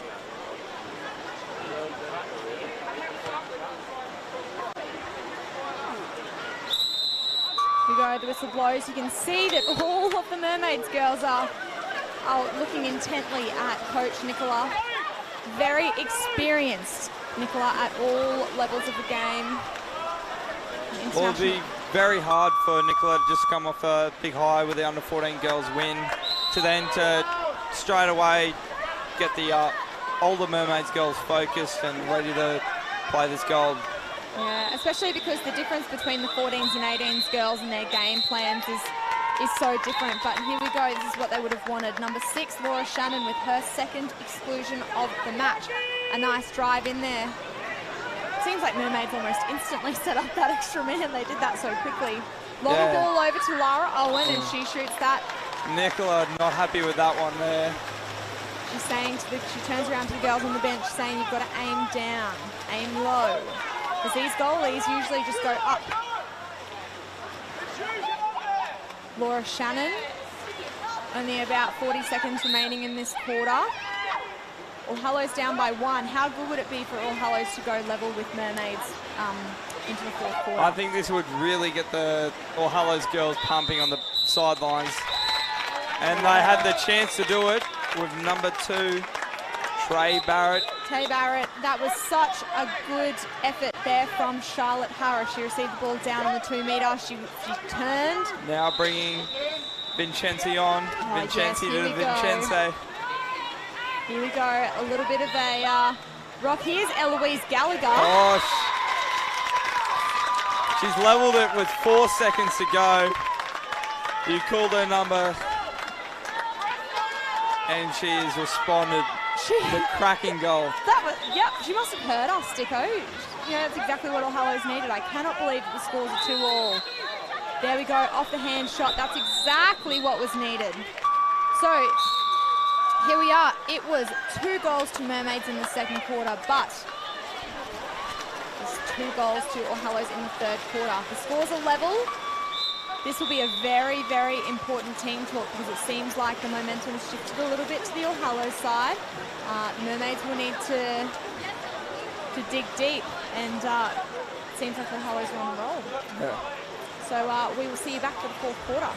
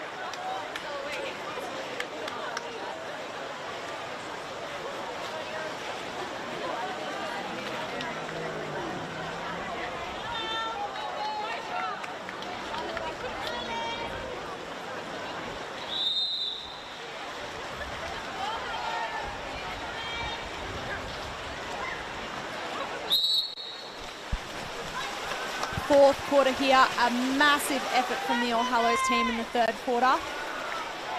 Oh, great swim getting the foul there. Number 10 for Hallows. That's Brooke McCaddy. I can feel the momentum shift. I feel good vibes with this All Hallows team. Oh, Hallows need to get it down to that right wing to feed Vincenzi. who's now moved out of centre forward. They're all swimming back. Oh! Again. She must have heard us, Dicko. This is exactly what Ohalo's need. I said Eloise has been quiet. Here we We've go. unleashed the beast in the second half. She has scored 2 incredible goals within about 30 seconds of each other. Yeah, well, they're very important goals as well for Ohalo's. You know, one tying it and then one getting them the lead. Oh, Well, I think that this would actually be the first time that Mermaids have been down in any game yeah. so far in these Yeah, titles. and you'll probably see Casey and Chucky now taking a leadership responsibility and trying to get that lead back.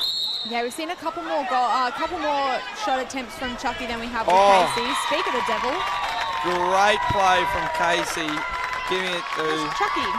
yeah Here Casey we go, a nice giving the little pass. turn The duo working like a charm.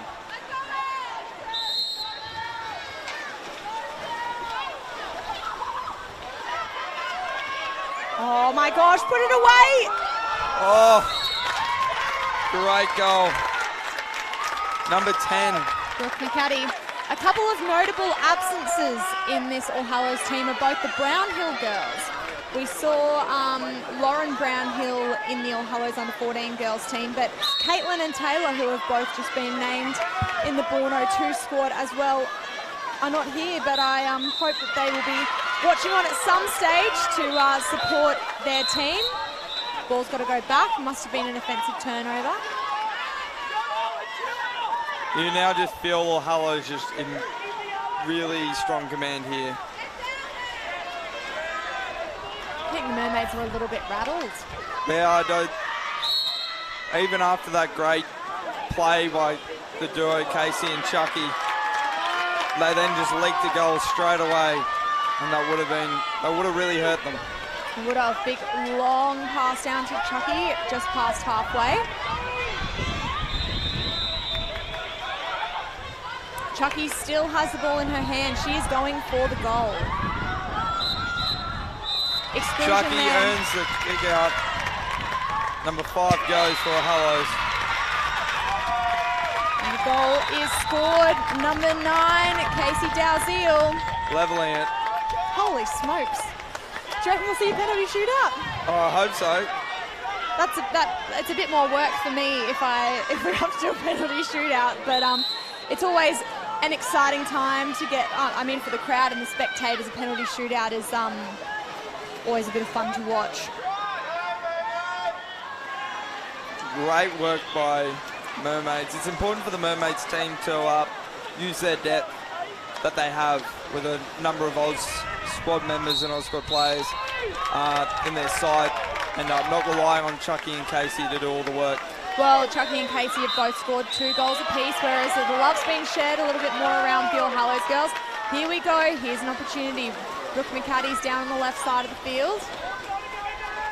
Oh, the turnover happened right down on 2, but I think it has to go back to the goalie. Laura Shannon fires one to Abby Wellington. Got both the Abbies in goals for the All Hallows team. Abby Lewis started the match, but Australian 02 squad member Abby Wellington will look to finish the match. Both coaches, Mermaids coach have 1 timeout to have, and while All Hallows coach have 2 to give.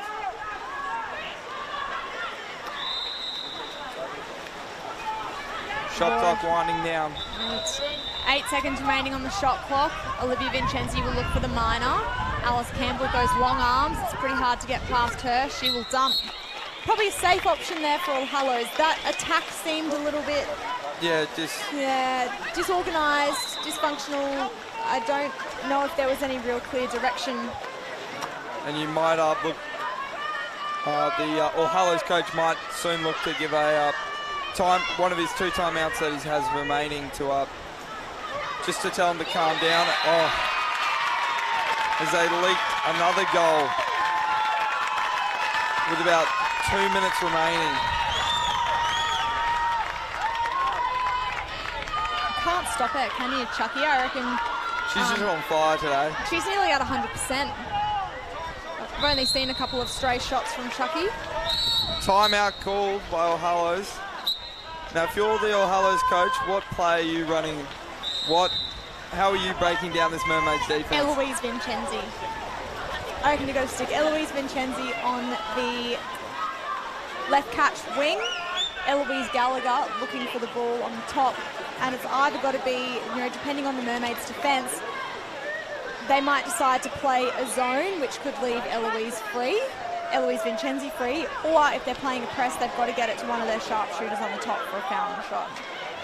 Would you play Vincenzi out top, even though she's a left-hander, to bring on that number 4 position? You might play her on the 4 on the flat. You're right, Dicko.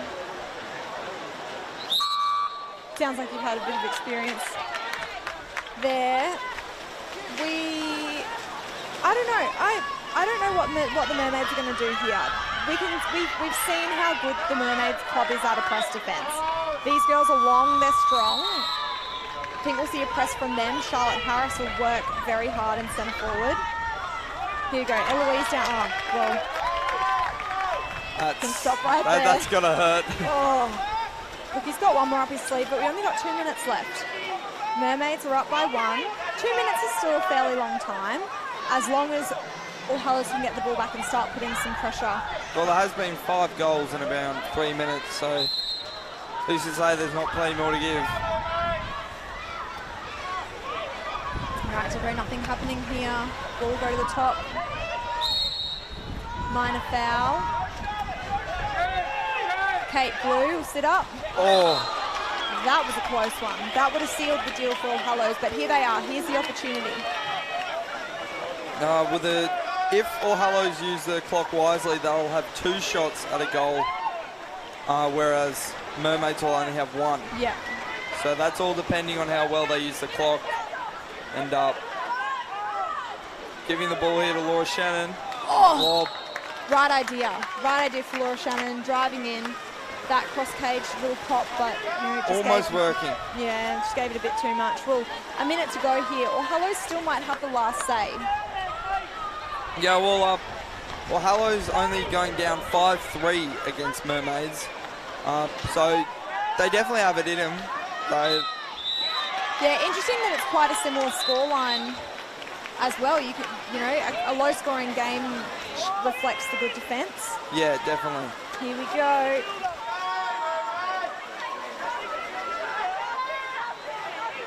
So those big long arms, they're showing the refs. Yeah, I don't want to foul her, but the All Hallows girls are keeping their hand on the ball. Oh, well done, Chucky. The foul there's a free per player. Yes, give it up top. Shot. Oh, go 5 metre. Oh my God. They scored with 30 seconds remaining. Mermaids calling a timeout. They definitely want to run one last play. Dicko, I'm stressed. What a game.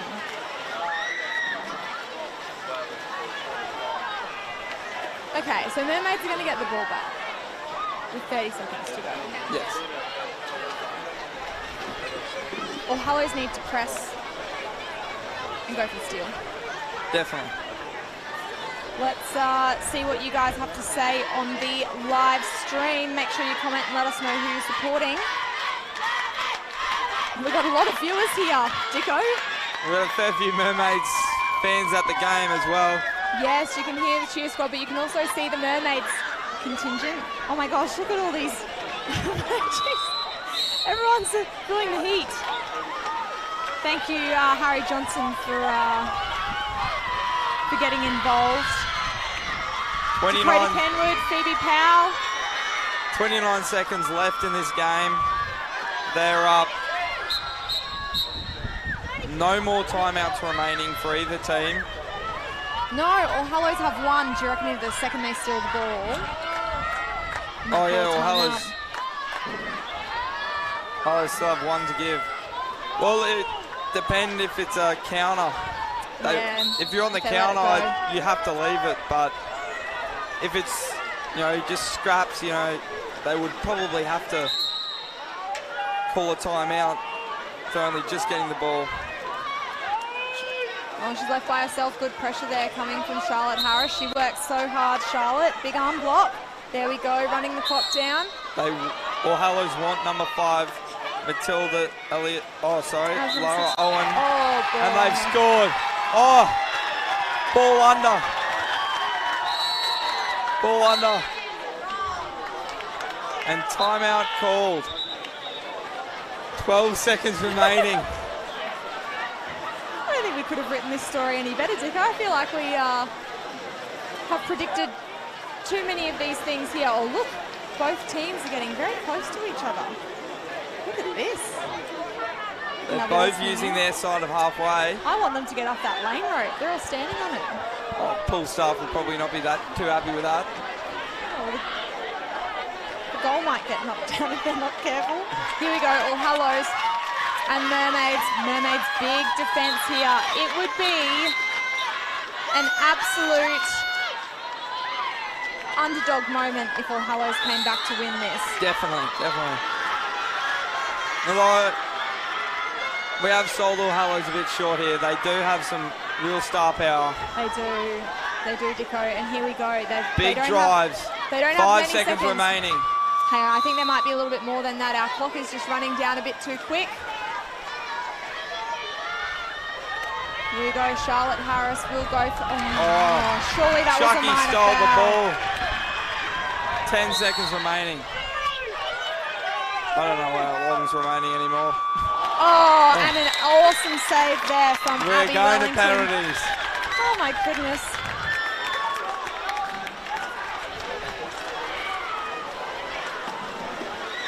Wow.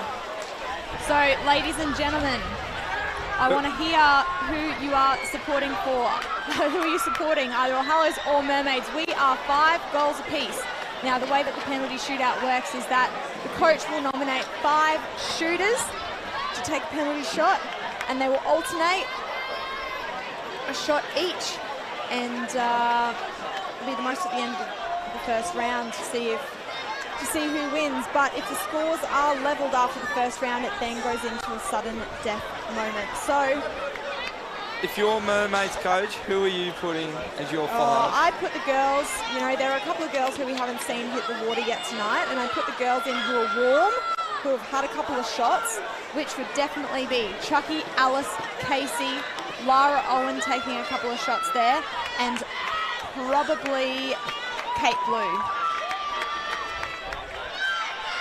They're mine. Who are your All Hallows picks? I would probably go with Eloise Gallagher shooting first, and then put in the lefty, Vincenzi, just to switch it up on the goalkeeper. Mix it up, yep. And then then go to the other Vincenzi as third to again keep the goalkeeper guessing, and then and look to put some experience on maybe Laura Shannon or Charlotte Harris. Yeah, absolutely. So, guys, while we just get our penalty shootout form organised, which I hope the teams have found. Yes, they have. Fantastic. For Mermaids, it looks like Casey will be starting, then Chucky, then Matilda, then Kate Blue, yep. then Alice. So you're almost bang on. Well, I reckon you're pretty bang on with the All Hallows shooters as well. Dicko, one quiet little underdog there is Lauren O'Donnell. We haven't heard from her much over the competition. It looks like she's going to be capping up. I know that she's got a bit of a rocket of a shot. She's a top age 18-year-old, and I'd say that, you know, All Hallows have been in a few grand final gold medal match situations before, so I think that Coach Pash will be looking for experience on this one. Definitely, and that's all that penalties are. You know, they will definitely look to use their experience, but again, it's matched very well by the Mermaids Oz players.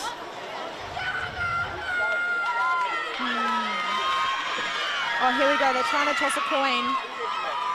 Captains Matilda and Olivia Vincenzi. Yep.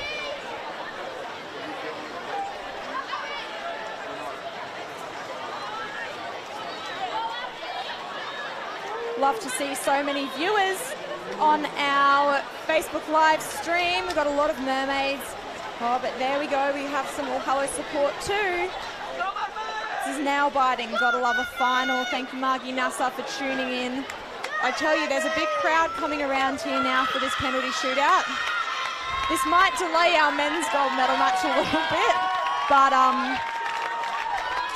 oh, look, we're all here for the excitement. It's an awesome atmosphere down here at the in the outdoor pool at the Sleeman Sports Complex. Teams are lining up now. Well, this delay could mentally affect the boys' game, who would have been warming up and being ready to go as soon as this game ended, but then having a little bit of a delay due to the penalties. Yeah, absolutely. We have I can see Barrows and River City there waiting. Here we go. Casey Dalziel, first shot.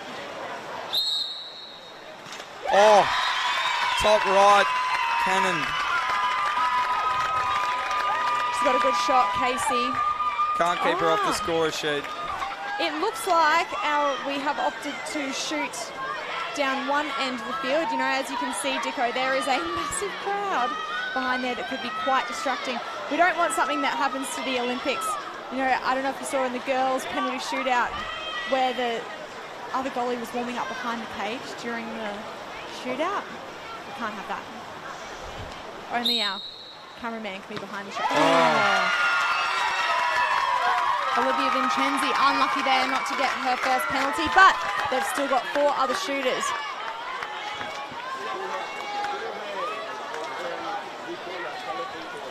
That was unlucky. That was a good shot.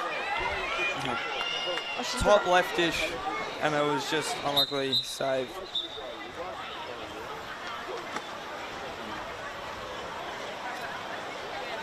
Stephen Newell pulls the ball out.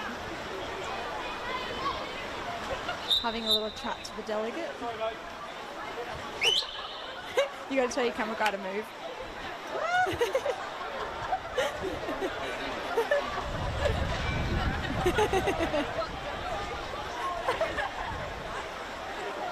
Can't have any distractions here. It's the 18 girls gold medal match. Chucky Andrews.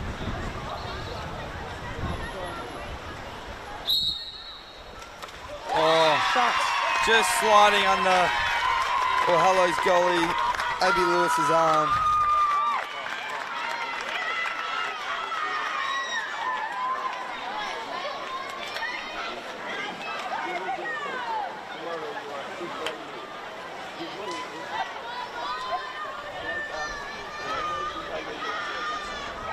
Number 4 for All Hallows.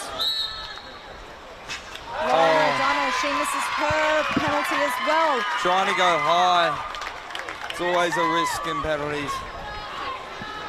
Most of the men's players look to try and favour the bounce, as it's less likely to go over the bar. Yep. No, the girls. I guess the bounce is also a little bit more unpredictable. Yeah.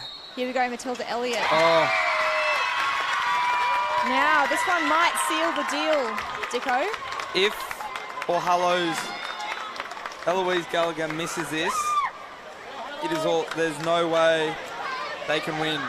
All over Red Rover. Here comes Eloise Gallagher. A lot of pressure here for Eloise after the first 2 shooters were unsuccessful.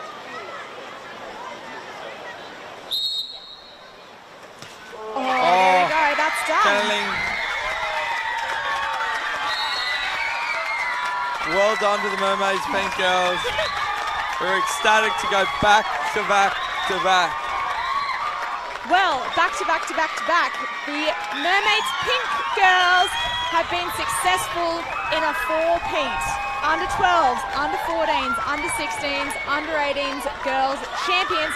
Congratulations to the Mermaids team. They win 8 goals to 5, going undefeated through the rounds and taking out the gold medal game.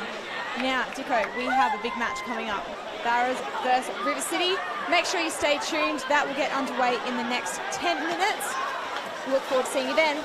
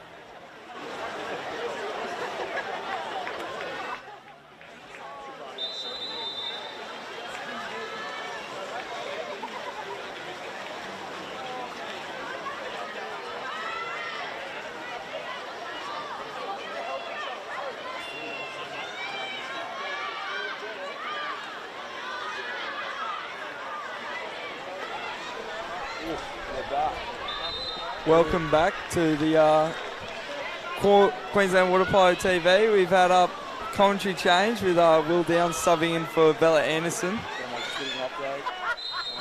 Looking good. Ready to get this game on the road, really. Will, you play for Barras. What do you reckon BJ's saying in his last huddle before this game? Oh, mate, he's telling right now they're going to be strong coming out. Strong coming out in the game, but Barras always put on a show, and I'm no surprise that they'll do again tonight. If you are River City, how are you beating Barras? Oh, mate, you just got to put the shots in the top of the net. You know, Noah is a great goalkeeper, no doubt about it. But they're a very young team, and River City have a lot of experience behind Jack Gallagher, Matt Wilson, Nathan Walker. They've got loads of experience and they're ready to go. I believe River City will get the edge with the all their players being a year older than the Barras team, with Barras having only 1 or 2 top age players. Yeah, very true. The Barras are a young team, played in 16s last year and actually came second in nationals, which is an amazing achievement. They're looking to go at it against the big boys tonight. And they've and after that loss in the final, unfortunately, they went down to the City Beach Bears. They managed to get an upgrade with Fraser Duguid leaving the Sunshine Coast and joining their club. Yeah, look, big upgrade. Trains with QAS, and he'll do a very good job in that team.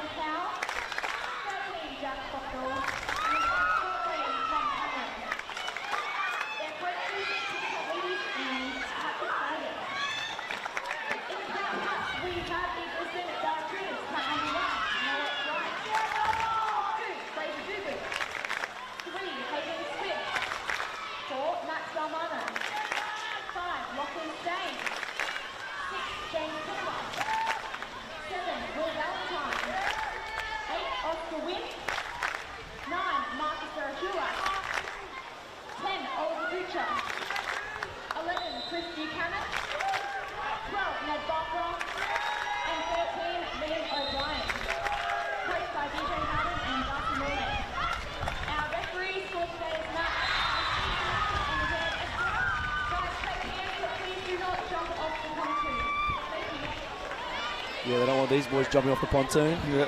That won't end well.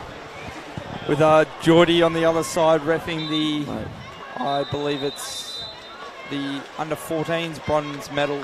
Yes, she'd go straight in the pool if they jumped off. Just looking at our lineup, far out did Barras look fit. All had 6-packs. They looked ready to go. Mate, it's going to be a very tight game.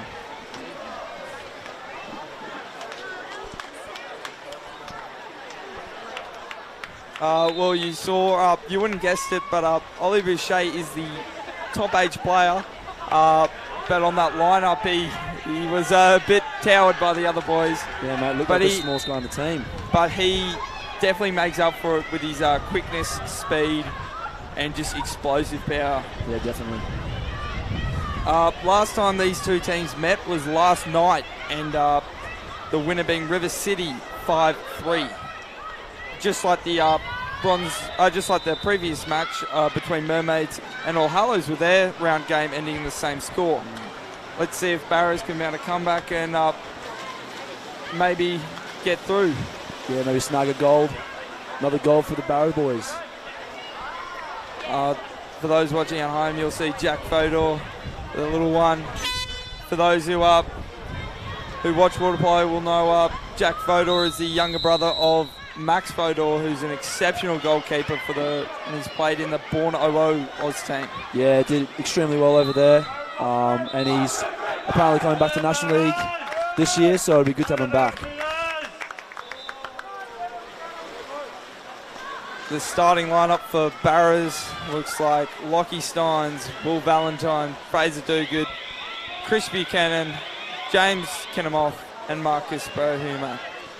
Yeah, and over for River City, we got Lucas Davies, we got Jack Gallagher, Tom Carlton, Matt Wilson, Nathan Walker, and Ben Osborne.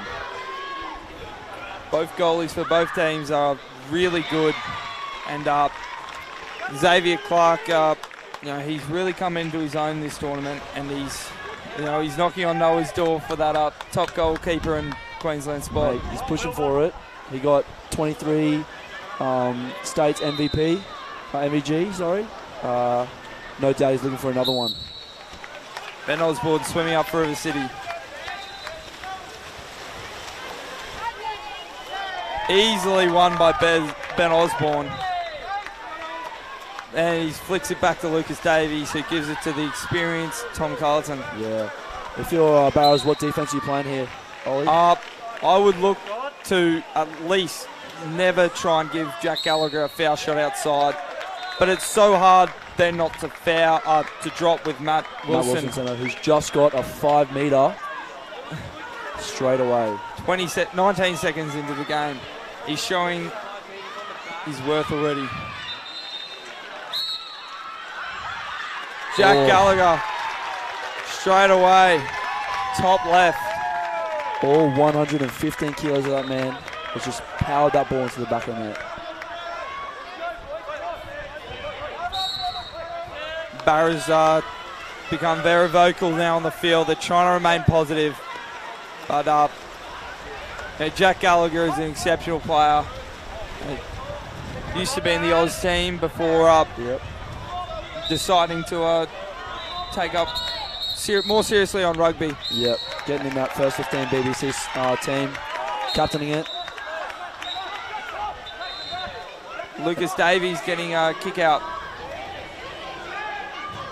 Will and I spoke before the game. Big part of River City winning this game was not giving dumb kick-outs, because Barras are so good with their outside shooters. Yeah, the extra mans are clinical. Oh, great block there from Tom Carlton, and he's off in the counter.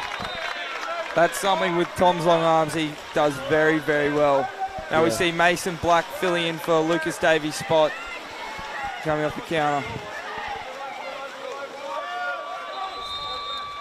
The problem with Matt Wilson is he's not only big, but he can swim. Mate, he is quick. For a big man, he can motor up and down the pool, and it is hard for anyone to cover him. Great steal there from Noah, snagging it away from Matt Wilson. Yeah, Noah's a very aggressive keeper who likes to venture out of his goals a lot, tries to get steals and help out his centre backs. This helps his centre backs and gives them a lot of confidence. Even when they lose position, they know they've got their goalkeeper. Their goalkeeper's got their back. Barras at the moment sitting James Kinnemoth in centre, passing around the top, trying to find a good look to get it in.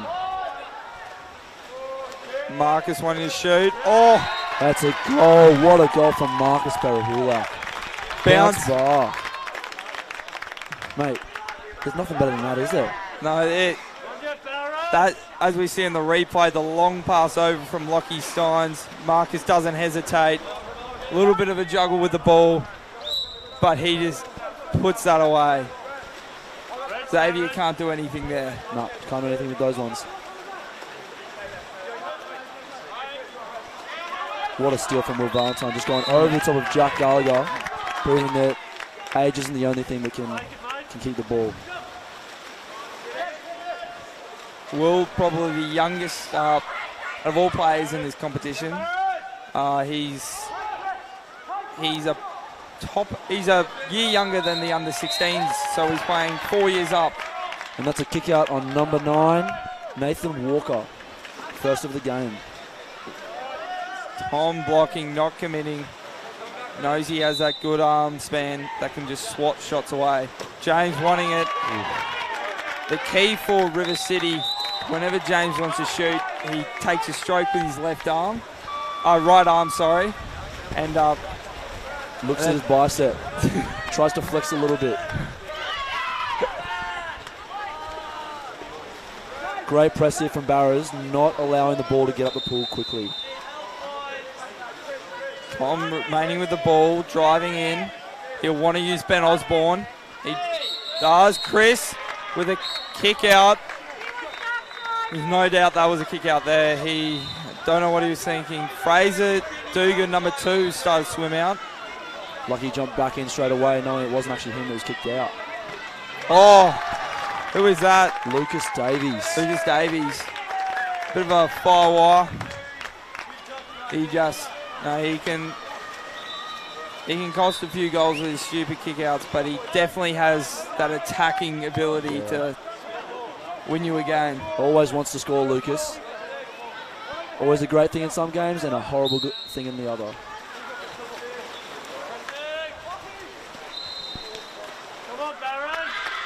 Just a reminder, as 3 minutes pass, there is no participation rule, so no forced substitution here. Barrows scanning. Great steal by Lucas. He's on fire already. Gets up high on his legs and goes around, doesn't go over the top because he knows who will get kicked out for that. Ben scanning the floor, looking for the best option here. With the lead, they're happy to run down the clock a bit. Matt Wilson. Oh, great work by Marcus, showing his capability as the Oz centre back. Yeah, definitely going against Matt Wilson. There's not many harder opponents to go against at centre back, so he's done really well there to steal that ball. Found James on the wing. Will's taking it in. Gives it back to James, who wants to give it to centre forward. He does. Great save by Xavier. 2 hands up. Got a full hand to it. And River City off in counter-attack.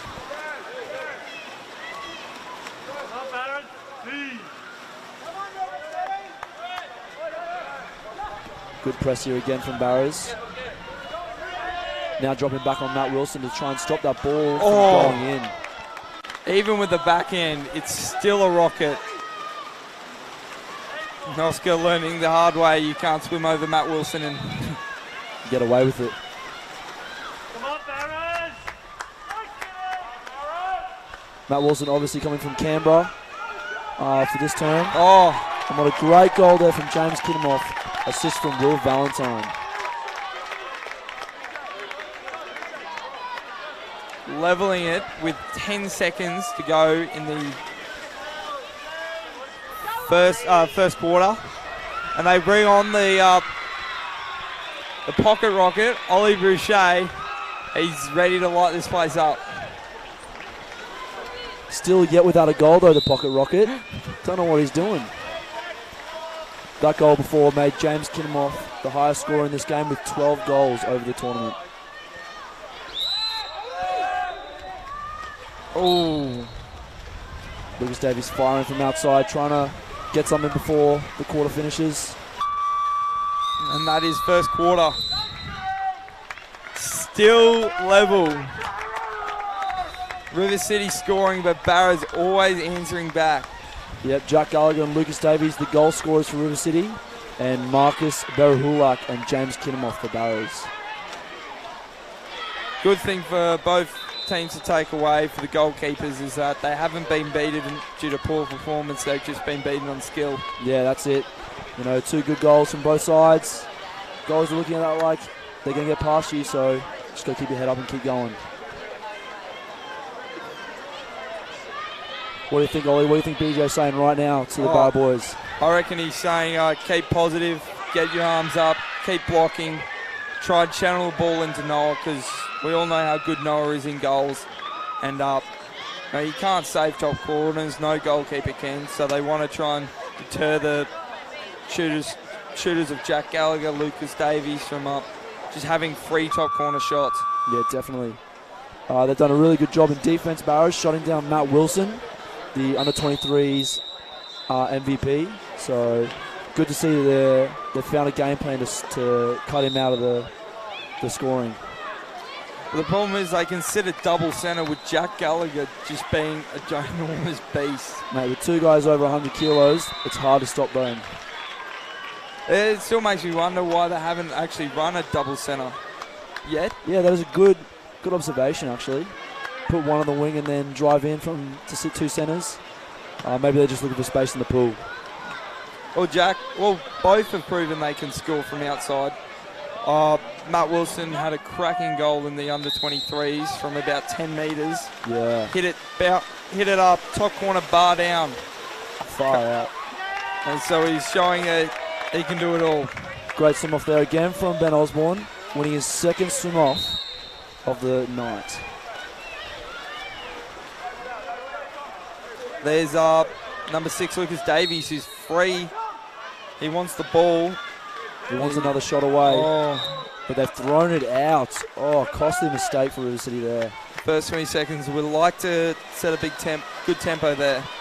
Yeah, definitely. Now Barrows are streaming down the pool, trying to get that ball up as quickly as possible so they have as much of the 30 to play with. Looks like they're sitting. See a drop, and there's a kick out. Number 9. That is on Nathan Walker. That's his second of the night.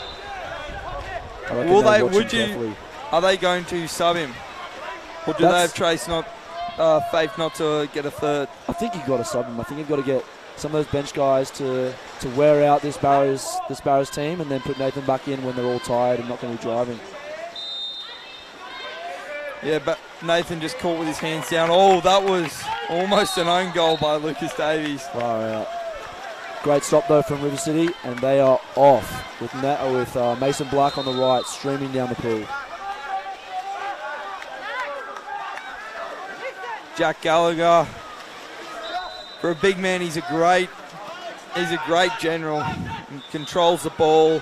Mason, great pass. Oh, good shot down from Oscar Wynn there, making sure he didn't get a shot away even if he turned. Tom wants the ball. He dumps it, force a dump. Now that's the question, Ollie. If you've got 2 seconds on the clock, do you dump it or do you throw it to the corner? Hope for a 2-metre or possibly a goal. I would say maybe later in the game if you're down by 1 and you need the possession. But there's no reason to force it. Yeah, force it and maybe cost a kick out. And we have a great steal by Mason Black, the River City young gun. He's in the Borno 3 Oz squad. He's been playing well tonight. Here comes Lucas. He's driving hard. Most important thing for Barrows when marking Lucas, he's a very physical player. He likes to wrestle and he likes to get under your skin. And there is a kick out. Noah Bright, the goalie, he's gone. Noah Bright, the goalie, has been kicked out. You don't see that every day. Will Tom shoot? They're trying to get out there quick to stop the far shot, and there's Jack Gallagher, bar out. Oh, and they got the ball back, however. Jack Gallagher didn't realise. Tom Cullerton wants the shot. BJ screaming, when's he back in? Just in the nick of time. River City get a quick post goal. That's hard to defend, but they almost did it. Oh, mate. Stop the first goal, just have to get that rebound. 50-50 balls, that's it. Whoever was marking up Jack Gallagher out there at top failed to jump on the scraps there. Will River City go up 3-2 here? Strange thing to see in a grand final, the goalkeeper getting kicked out. And that's Lucas Davies actually for his second goal. He's already making an impact. That's what I see. You want to see Lucas making an impact in this game because when he's on fire, no one can stop him. Yeah. Good save there from Xavier Clark, making sure there was no chance James Kiddemoff is getting that in the back on that. Come up, Barrett, use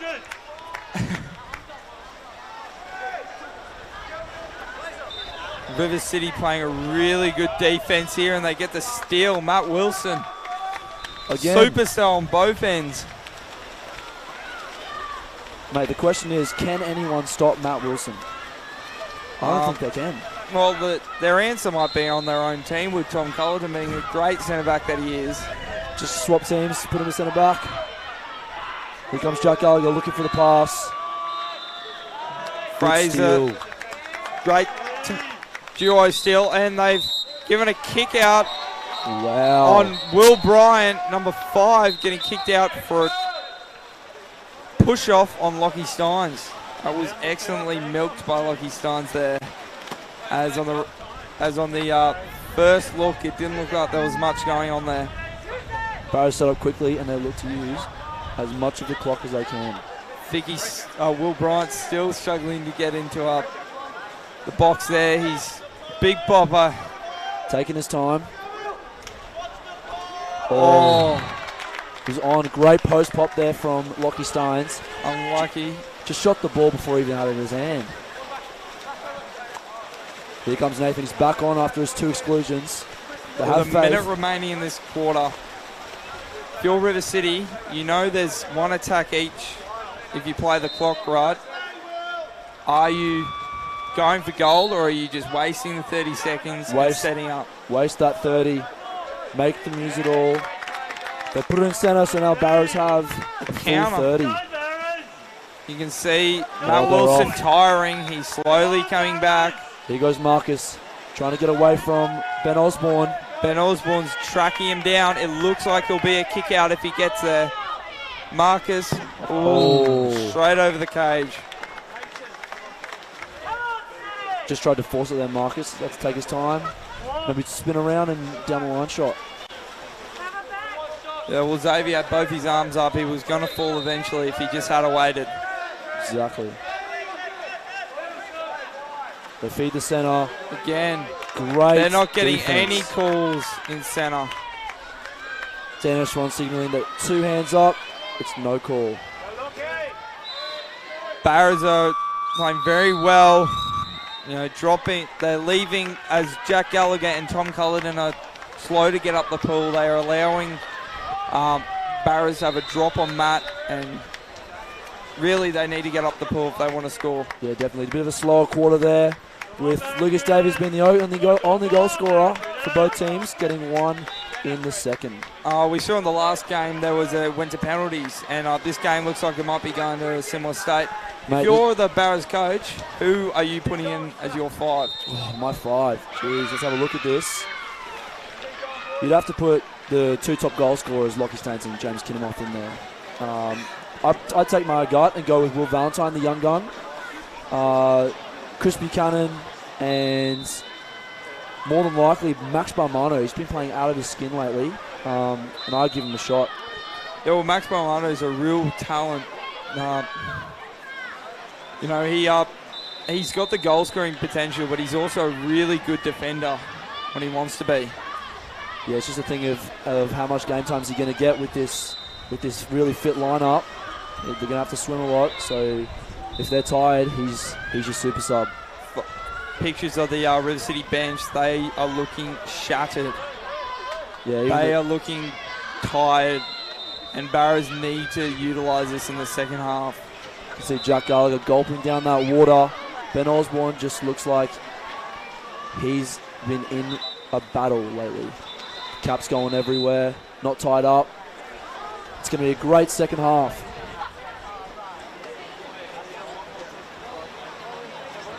Pat Flanagan, the coach for the River City team, he is a superstar in his own right.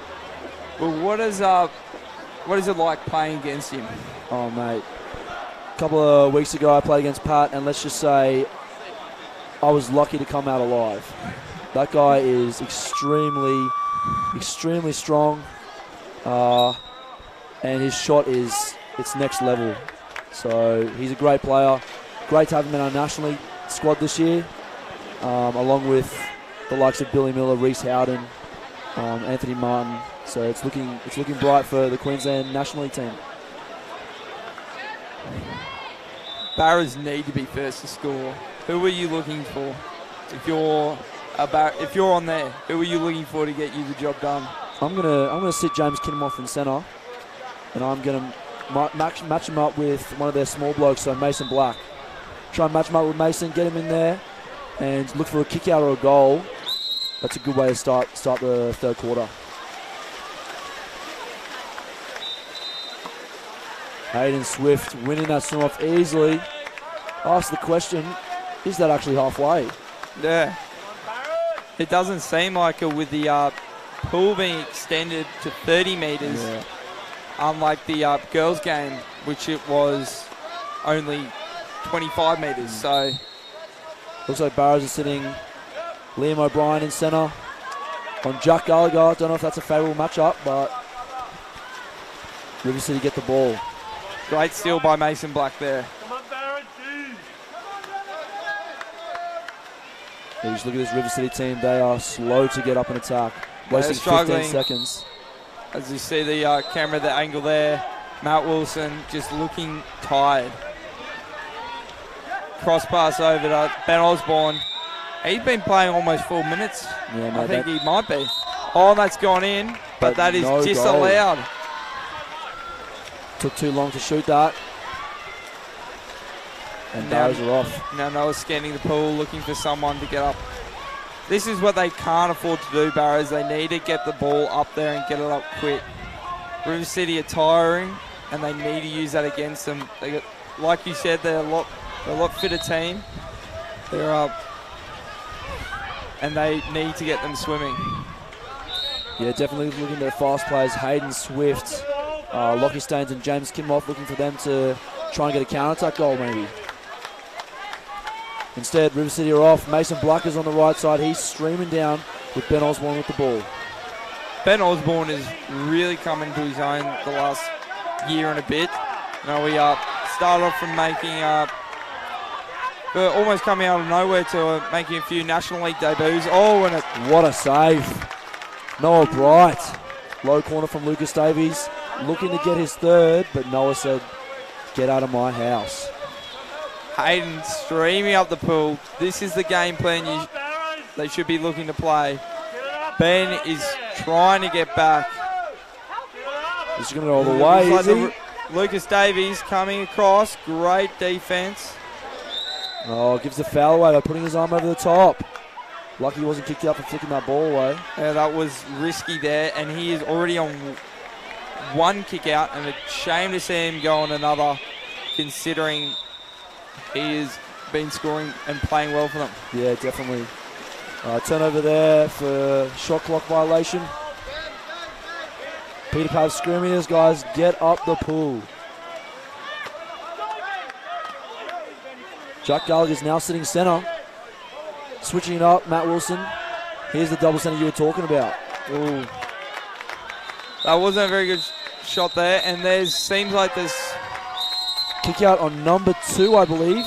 Number 2, Ben Osborne, and a timeout called by head coach BJ.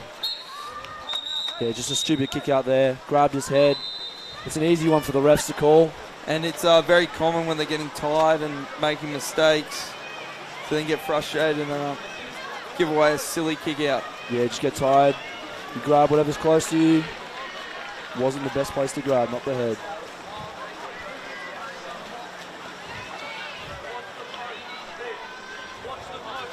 River City and Peter Pavlevi's looking to set up their extra man defense before Barrows get down there.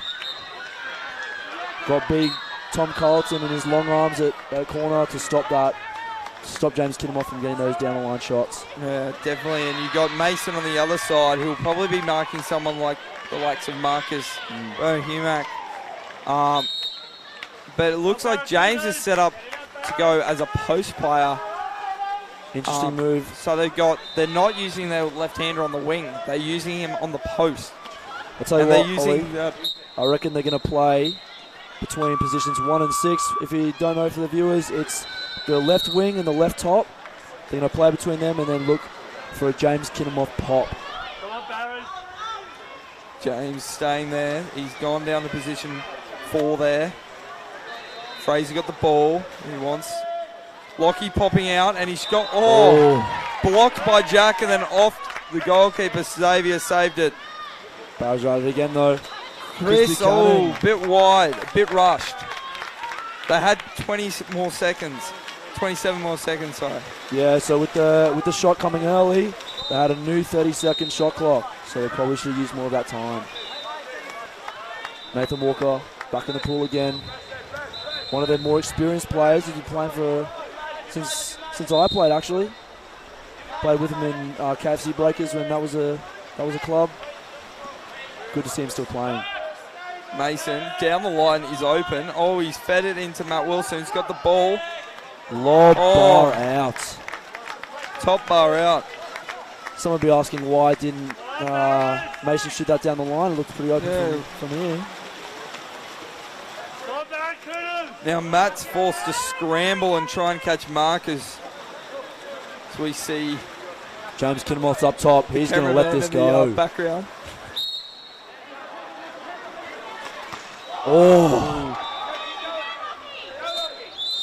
Unlucky there from Lockie Staines. Good hustle though. He's a bit frustrated with that call there. Look at this bar out.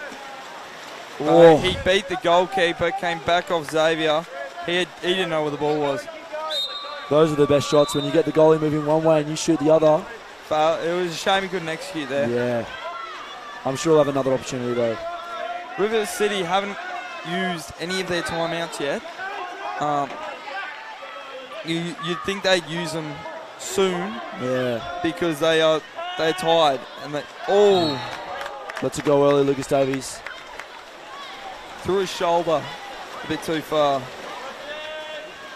Just threw the shot before it left his hand a bit too much. God, he threw that so hard it got stuck in the seating. That's some power. I wouldn't want to get behind that if I was Noah Bright. No wonder he has scored 2 already. And there's a steal from Tom Carlson, just grabbing he's given the kick out, and Chris is trying to milk. Chris wanted the double kick out there, and they've called timeout. There you go. Called it, Ollie, mate. 13 seconds remaining. I reckon they got scabbed a couple of seconds there. It's been reset. There we go. 25 seconds. What do you reckon? You reckon they go to their scorers, Jack Gallagher and Matt Wilson?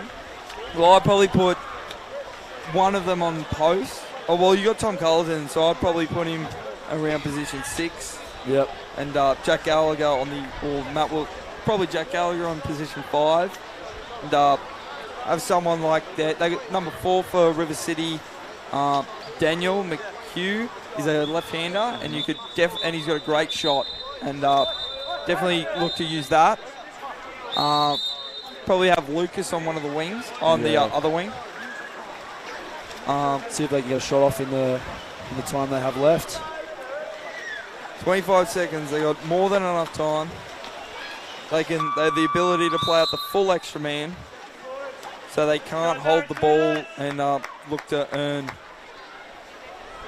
Well, they did a similar lineup. Similar to what we said. Yeah, with Tom Collington and Jack Gallagher switching positions. Mason, great play by Will Valentine. Just grabbed that ball out of his hand and said, that's mine. Thank you. Definitely owned it. Game clock going to the last quarter. There wasn't a goal in like whole 5 minutes. 2 goalies have been on point. Unlucky for James Kinnemoth not getting that shot away, but that's the game. Yeah. As we look into the last quarter here, River City has Barrows are looking a bit tired as well. They're sort of tiring a bit later here, but River City are looking really, really tired. Yeah, with no goals in that quarter, they had to play the whole time, except for that timeout. Little Jack Photo's just waiting to get in the pool. He's itchy. He wants it. He wants to feel the water. He wants to get a go. Jack Photo is the same age as Will Valentine, so he's playing a lot of years up. And unfortunately, he hasn't got any minutes as of yet. But that might change if Nathan Walker gets his 3rd exclusion and Lucas gets in a bit of foul trouble. Yeah, they might have to look to the depth of their bench. Get some of the young ones in, Dawson Bryant and Jack Fodor. Dawson, the brother of Will Bryant, both accomplished athletes at Waterpolo, both making Queensland A teams. Will, with a strapping on his shoulders, been dealing with a bit of shoulder problems lately. He unfortunately didn't get in the pool then because no goal. But I'm sure they'll look to get him in soon. Yeah, He's definitely. Great at sitting double centre. Definitely look to maybe switch out Jack Gallagher, put him out top, and then maybe sit him for a double centre as well with Matt Wilson. Or if you can sit Will and Matt and they have to drop, you got Tom and Jack outside. Like, you can't stop that. Most of this River City team played in the under-23s, and they came second to QUT. So those boys are all warmed up for this tournament, looking to take the win. Well, that might have been the advantage River City got before this tournament. Barrows didn't submit a team into that under-23s competition. The River City team was almost identical, just having their coach Peter Pavlidis out, playing for them. So and having Tom Carlton rested due to his thumb. But it was a great warm-up to play against some bigger competitors. Yeah. And that's something Barrows missed out on. Yeah, definitely. By not submitting a team. Definitely. A lot of this team's younger though, under 16, so they're all ready to go. As we saw in the replay, the bar out missed. From Lockie Stain, so that's 2 bar outs for Barrows now. He's turned him. Foul. Oh, Peter Pavlidis is going off his head, saying, how is that a foul? He had 2 hands down.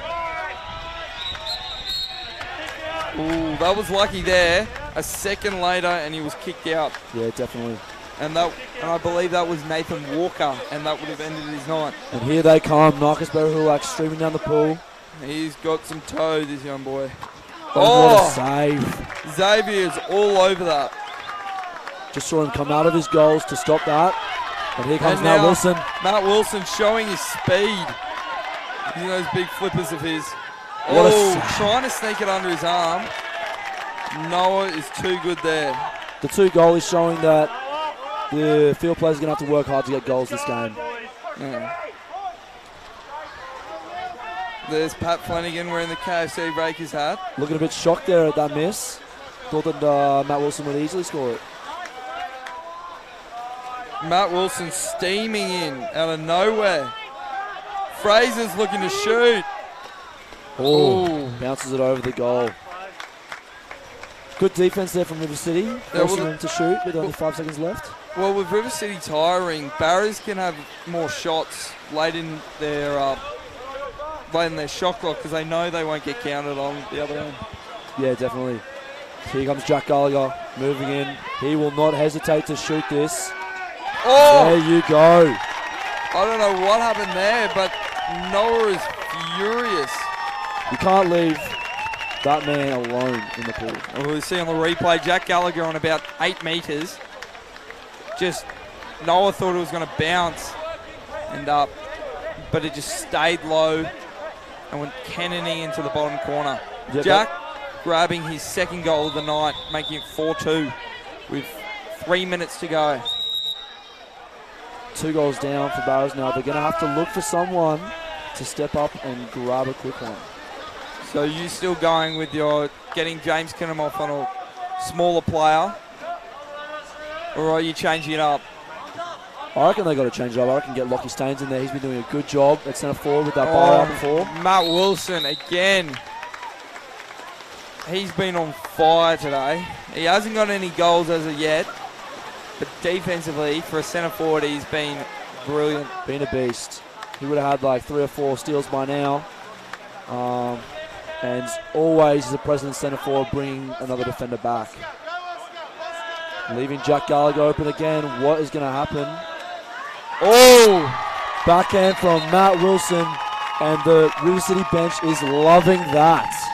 I think that might be the nail in the coffin there. Oh, mate. Backhand under the arm. That's got to get you.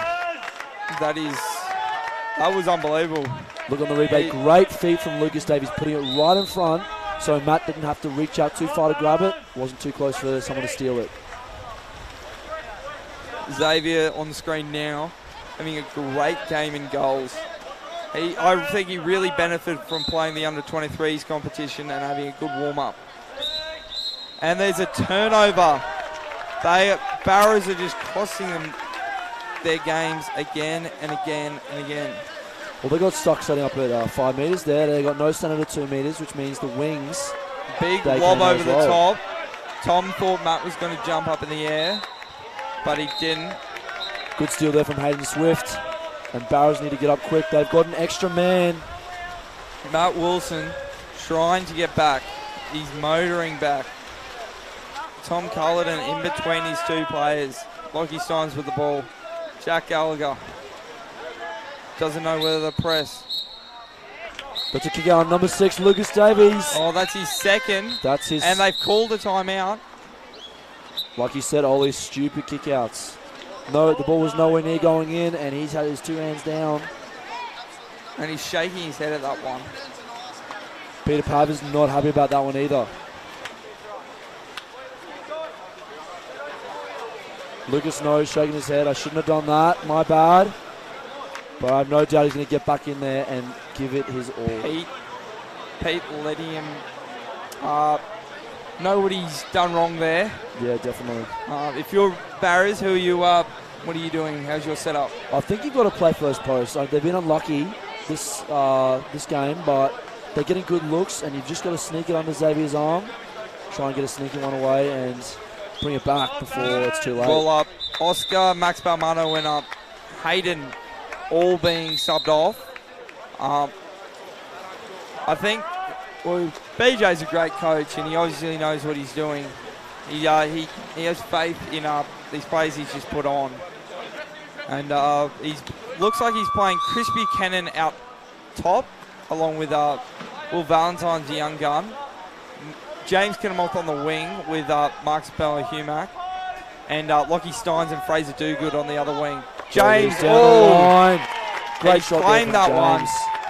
Cutting the deficit to just 2.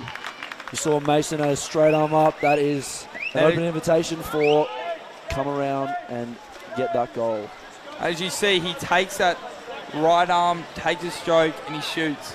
That's it. Every time. If you're a blocker. Now what's happening here? James going on a counter. He is in the cherry picking. Cherry picking with Lucas. He might get a turnover here.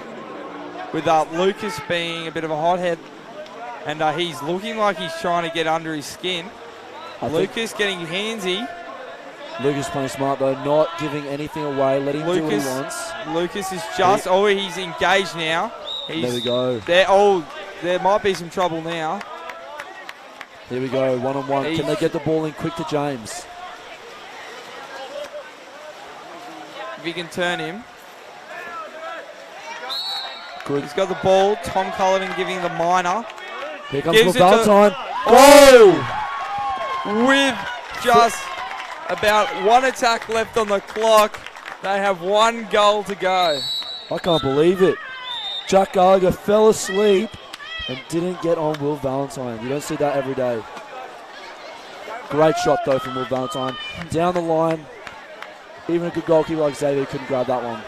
That was really well done by Barrows. Could we see another penalty shootout? I hope so. It's No, I don't know. It's nearly 8 o'clock. That's nearly past my bedtime. Keeping you up too late, are they? Yeah. No, great game here at Chandler Aquatic Centre. Looking at the beautiful man himself, Mason Black, and Lucas Davies. A bit of an up and down game. Yeah. But he's up. But without him, they wouldn't have the lead. No, without him, they'd actually be down by 3 goals. So he's been a great impact player. Really stepped up in this game with the absence of Matt Wilson not being locked down. So look to see if he can snag another one here to seal this game. They know they can get the ball back. There's 4 seconds. I say Tom, with his being the smart player that he is, will look and try and waste all of it so they have 4 seconds on the clock. You've got to try and steal this ball if you're Barrows. Tom's going to keep playing it to himself. Lockie Staines goes over the top for another foul. The last thing they want is River City to gain an extra man. They have to press here on Mason, steal that ball. It goes in. Marcus, he's been turned. Great defense there from Marcus, showing his 2 hands. He throws it away. So, And that's the match. River City lasted the late onslaught. That was brought with the 2 goals in about the space of 30 seconds. They win by 1. The crowd here is ecstatic.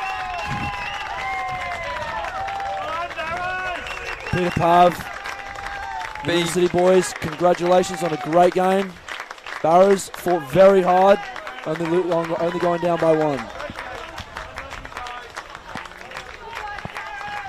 Well, thank you for watching Queensland TV, and I hope you guys had a good listen to all the finals gold medal matches here. Just to recap, in the first gold medal, Barrows of the under-14s, Barrows won against Sunshine Coast. Yeah, 8-2. And then in the second gold medal, Mermaids beat All Hallows. 4-2 there, 4-2 for Mermaids. And then again in the girls gold medal, All Hallows and Mermaids again lost 5. Went to penalties. 8-5, went to penalties. They lost 8-5. And then in just finishing up here, the last game of the tournament, last day of this 6-day ordeal that some of these players have had to go on through. River City winning 5-4.